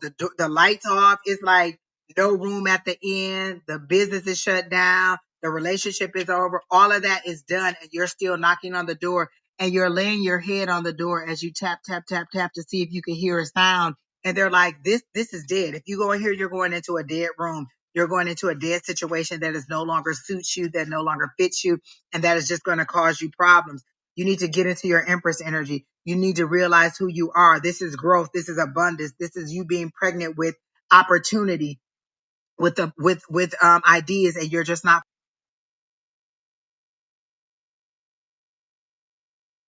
falling into that. You are your own, you right now, which is the Four of Cups. And it, because this is you missing out on opportunity that's coming your way. You could go to this other door that's cracked open and they're trying to see, is this her? Is this a person that we've been waiting on? And there's a hall where you could walk down a hall to a different route and go a different way. There's so many different things that are waiting for you, but you're not taking this opportunity. You're refusing to move on. You're staying in a situation too long that you don't need to have to, and they want you to move on. um they're saying the money's dropping, but you don't have anything to catch it. Like this is where you are. You're stuck in this energy, this Three of Swords energy. You're being pierced, you're being broken, you're being hurt. But what did I tell the last person? Those little puncture wounds in there, they're letting the light shine in, and you're refusing the light. You're refusing what's being offered to you, and you're staying in the heartache of whatever the situation is versus seeing who you are and making plans to move forward. You know what this is? The Two of Wands, that's a decision that you have to make. That's you planning. That's the world in your hand at your fingertips. There's so many opportunities out there for you, but you won't move on. You're stuck in a situation where you need to go. Recognize who you are. The Empress is very sexual. She's very aware of her sexuality. She's very aware of her power. She's very aware. She holds this scepter, and that's basically like taking your wand and saying, I want this, I want this, I want this, and I want this. You have the power, but you haven't recognized the power that you have. Look at what she's holding in her hand. She has 12 stars around her crown. That's all. That's a whole year's worth of crowns. That's every single month you could get something different. There's lush green grass around her. There's growth. You are not recognizing who you are and moving forward. You should be planning for what you want, not sitting in the misery and refusing what they're trying to give to you. Your higher power is offering you this. You see this hand right here? That's your higher power saying, well, are you ready to move on? You like, nope. I want to say right here, I want to feel this pain over and over and over and over again. I just want to keep bruising my knuckles on this door while I keep pounding on this door. And I just need to move on.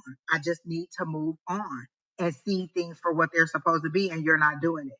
And so that's what, Alicia, you coming to give a word? Is that why you're in the background? You want to give a word? You want to give a word? Is that what you're here to do? Give a word? No. Hey, Tina said, she said, they still live. I'm not going to bring you on until they get off. I said, okay then. well, go ahead and give Miss Mysterious World a word.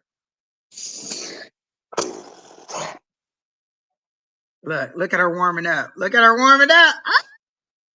Miss Sherry Berry, do you have anything for Mysterious World? I get the Nope. feeling that her thing is she gets in her own way. Like she gets in her own head. Like it's her. She outthinks a scenario before it even happens. So she self-sabotages with that because it hasn't even happened yet. So she sits there and say, okay, if I do this, then this is gonna happen. If I do this and this. So she comes up with all these scenarios so much she's overthunk it, and um that puts restraint on her end. Well, I'm not gonna do it because it's gonna come out like this because she Too many overthinks. options makes me freeze up. You gonna give me more than one option? Listen, is it this car or this car? If you give me four cars, we're gonna be here all day because I'm never gonna make a decision. I'm gonna overthink it. Well, what about this? And what about that? And what about and what about and you're exactly right. Mm-hmm. Yeah. All right now. Well, I hope that helped you out, Miss Mysterious World. Find your inner power. Listen, first of all, walk away from this situation, whatever it is, whether it's a job, a relationship, or both, your city, your family, whatever it is that you need to leave behind, find that way to leave it behind and just tell your higher power. Literally, they're saying, whenever you're ready, we're ready. So tell them, I'm ready to move on. Let's move on. And you may have a day where you just cry it all out and then you move on. But you let those emotions play through. You won't even let the emotions play through so that you can move on. You're trying to be strong, but you won't let those emotions play through. Whether it's crying it all out, it's going for a walk, going for a swim, taking a boxing class to get all that aggression out, you need to go ahead and let those emotions play through so that you can move on. You're holding on to emotions that are no longer serving you anymore. Mm. Keena said you are still powerful in the background in the parking lot. She ain't even talking about her. She laid her power down. You laid your power down. So you need to find your strength. You need to find your voice again and know who you are. I want a new job. I want a new house. I want a reciprocal love. I want. Melanie, I'm 'cause let me searching. tell you, my work environment that I'm leaving. When I first got to the job I'm at now, I thought it was all butter because I had 10K raise. It became, I wasn't there 120 days before I said, hold up, this is not what I thought it would be. First thing I started doing my affirmation. It's like your GPS. I said the energy changed. I started doing my affirmations. I got to get out of here. And I started speaking it. And then I noticed I wasn't taking it seriously because I was doing the affirmations, but I wasn't doing any type of actions. And I said, for the universe and for spirit to move me out here, I got to act like I know I'm leaving. So I had to start applying for jobs. I had to be serious. I had to start doing interviews that, you know, even if the job was at a lower pay and I knew I didn't want the job, I still had to do interviews. I still had to act like I'm leaving. Universe was like, you got to Commit show to the me move. you Commit to got to the show me move. that you want to leave. You keep telling me you want to leave, but you keep showing up to this job. You're not applying to jobs. You're not doing interviews. So you don't want to leave. So that's what I started doing. I had to start acting like I wanted to leave. I'm the type of person, I can't leave a job without having a job. I'm not the person to just up and quit. I'm not. So And as a person who's done that, don't do it. Look at my face. and Don't do Don't it. do and it. and my whole thing is, so I understand that fear. If I Because it was so many days I wanted to just walk right out like they can have this and I'm gone. But I was like, I can't do it that way. I can't. So I had to stay in it, but I also had to act like I was getting out. I had to apply. I had to do interviews. So you have to do the actions behind. Don talks about affirmations, affirmations. You have to do the actions behind the affirmations all the time because it's confusing. Okay, universe is like, I hear what your mouth say, but what are you doing? Right. And again, that's why they showed me that she was stuck in a situation where she wasn't trying to move forward. She's stuck in the heartbreak of it. They're offering you something else, but you're refusing it. You know how I know what that card is? Because that was me. That's me bumping All the heads with my time. guys That's all the time. Angie. All the time. I don't want to do it. I don't want to do it. They're like, okay, well, we just gonna sit here until you do it. We just gonna sit here until you do it. Until you figure it out. But you have to decide that you're ready to move on. Tell your higher power you're ready to move on and then start to move. Don't just tell them you're ready Yep. to move and keep banging on that old door. You don't you refusing to look for a job. You refusing to go on an interview. You refusing to date other people. You say I'm over the relationship, but you're refusing to go out on a date. You're refusing to go out and meet people. You say you're ready to move, but you won't look for a house. You say you want a new car, but you won't even find out if you can qualify for a loan. What actions are you taking to show your higher power that you're ready to move on?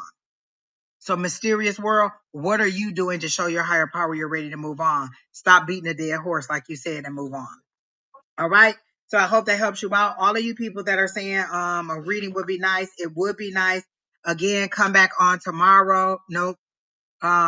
Tea time will be tomorrow, but she won't be doing reading. So come back on Tuesday. No, is it Tuesday morning? Yes, Tuesday morning. Miss Julie will be back on with Claudine. I don't know if they do readings or if they just give advice, but definitely Wednesday morning, Miss Bonnie and Miss Julie will be on, and they'll be giving readings, and that's where you can get all the love readings you want.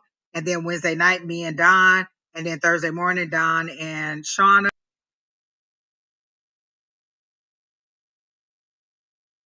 So if you're following us, then you'll get a notification. God, what is I can't never get Miss Shauna's. What is it? God, Divine, divinely guided. divinely Divine, guided, divine guided. No, divinely guided. No, Oh, naturally divine natural goddess. There it is. divine. That's that's it. Got it. it. Naturally divine goddess. We all All those we all people suck. are in my We list. do. Follow all those people. Naturally divine goddess, Sonora Mystic Tarot, calling all angels, 1111, love right Love Riot Warriors, and who else? warrior, Gabriel, with Avita. I think that's it. I can't think of nobody else. I think I got everybody. Money. Oh, Miss Susan, Grayson. So follow all of Grayson. those people. One of us is on 7 days a week. Every single day of the week, you can catch one of us and you can get a reading. Okay. So I hope you come back, Miss Mysterious World. I hope to see you back on Sunday with some good news, some positive information. And if nothing else, just come back and absorb that energy. Okay. All right. So have a good night. Thank you all.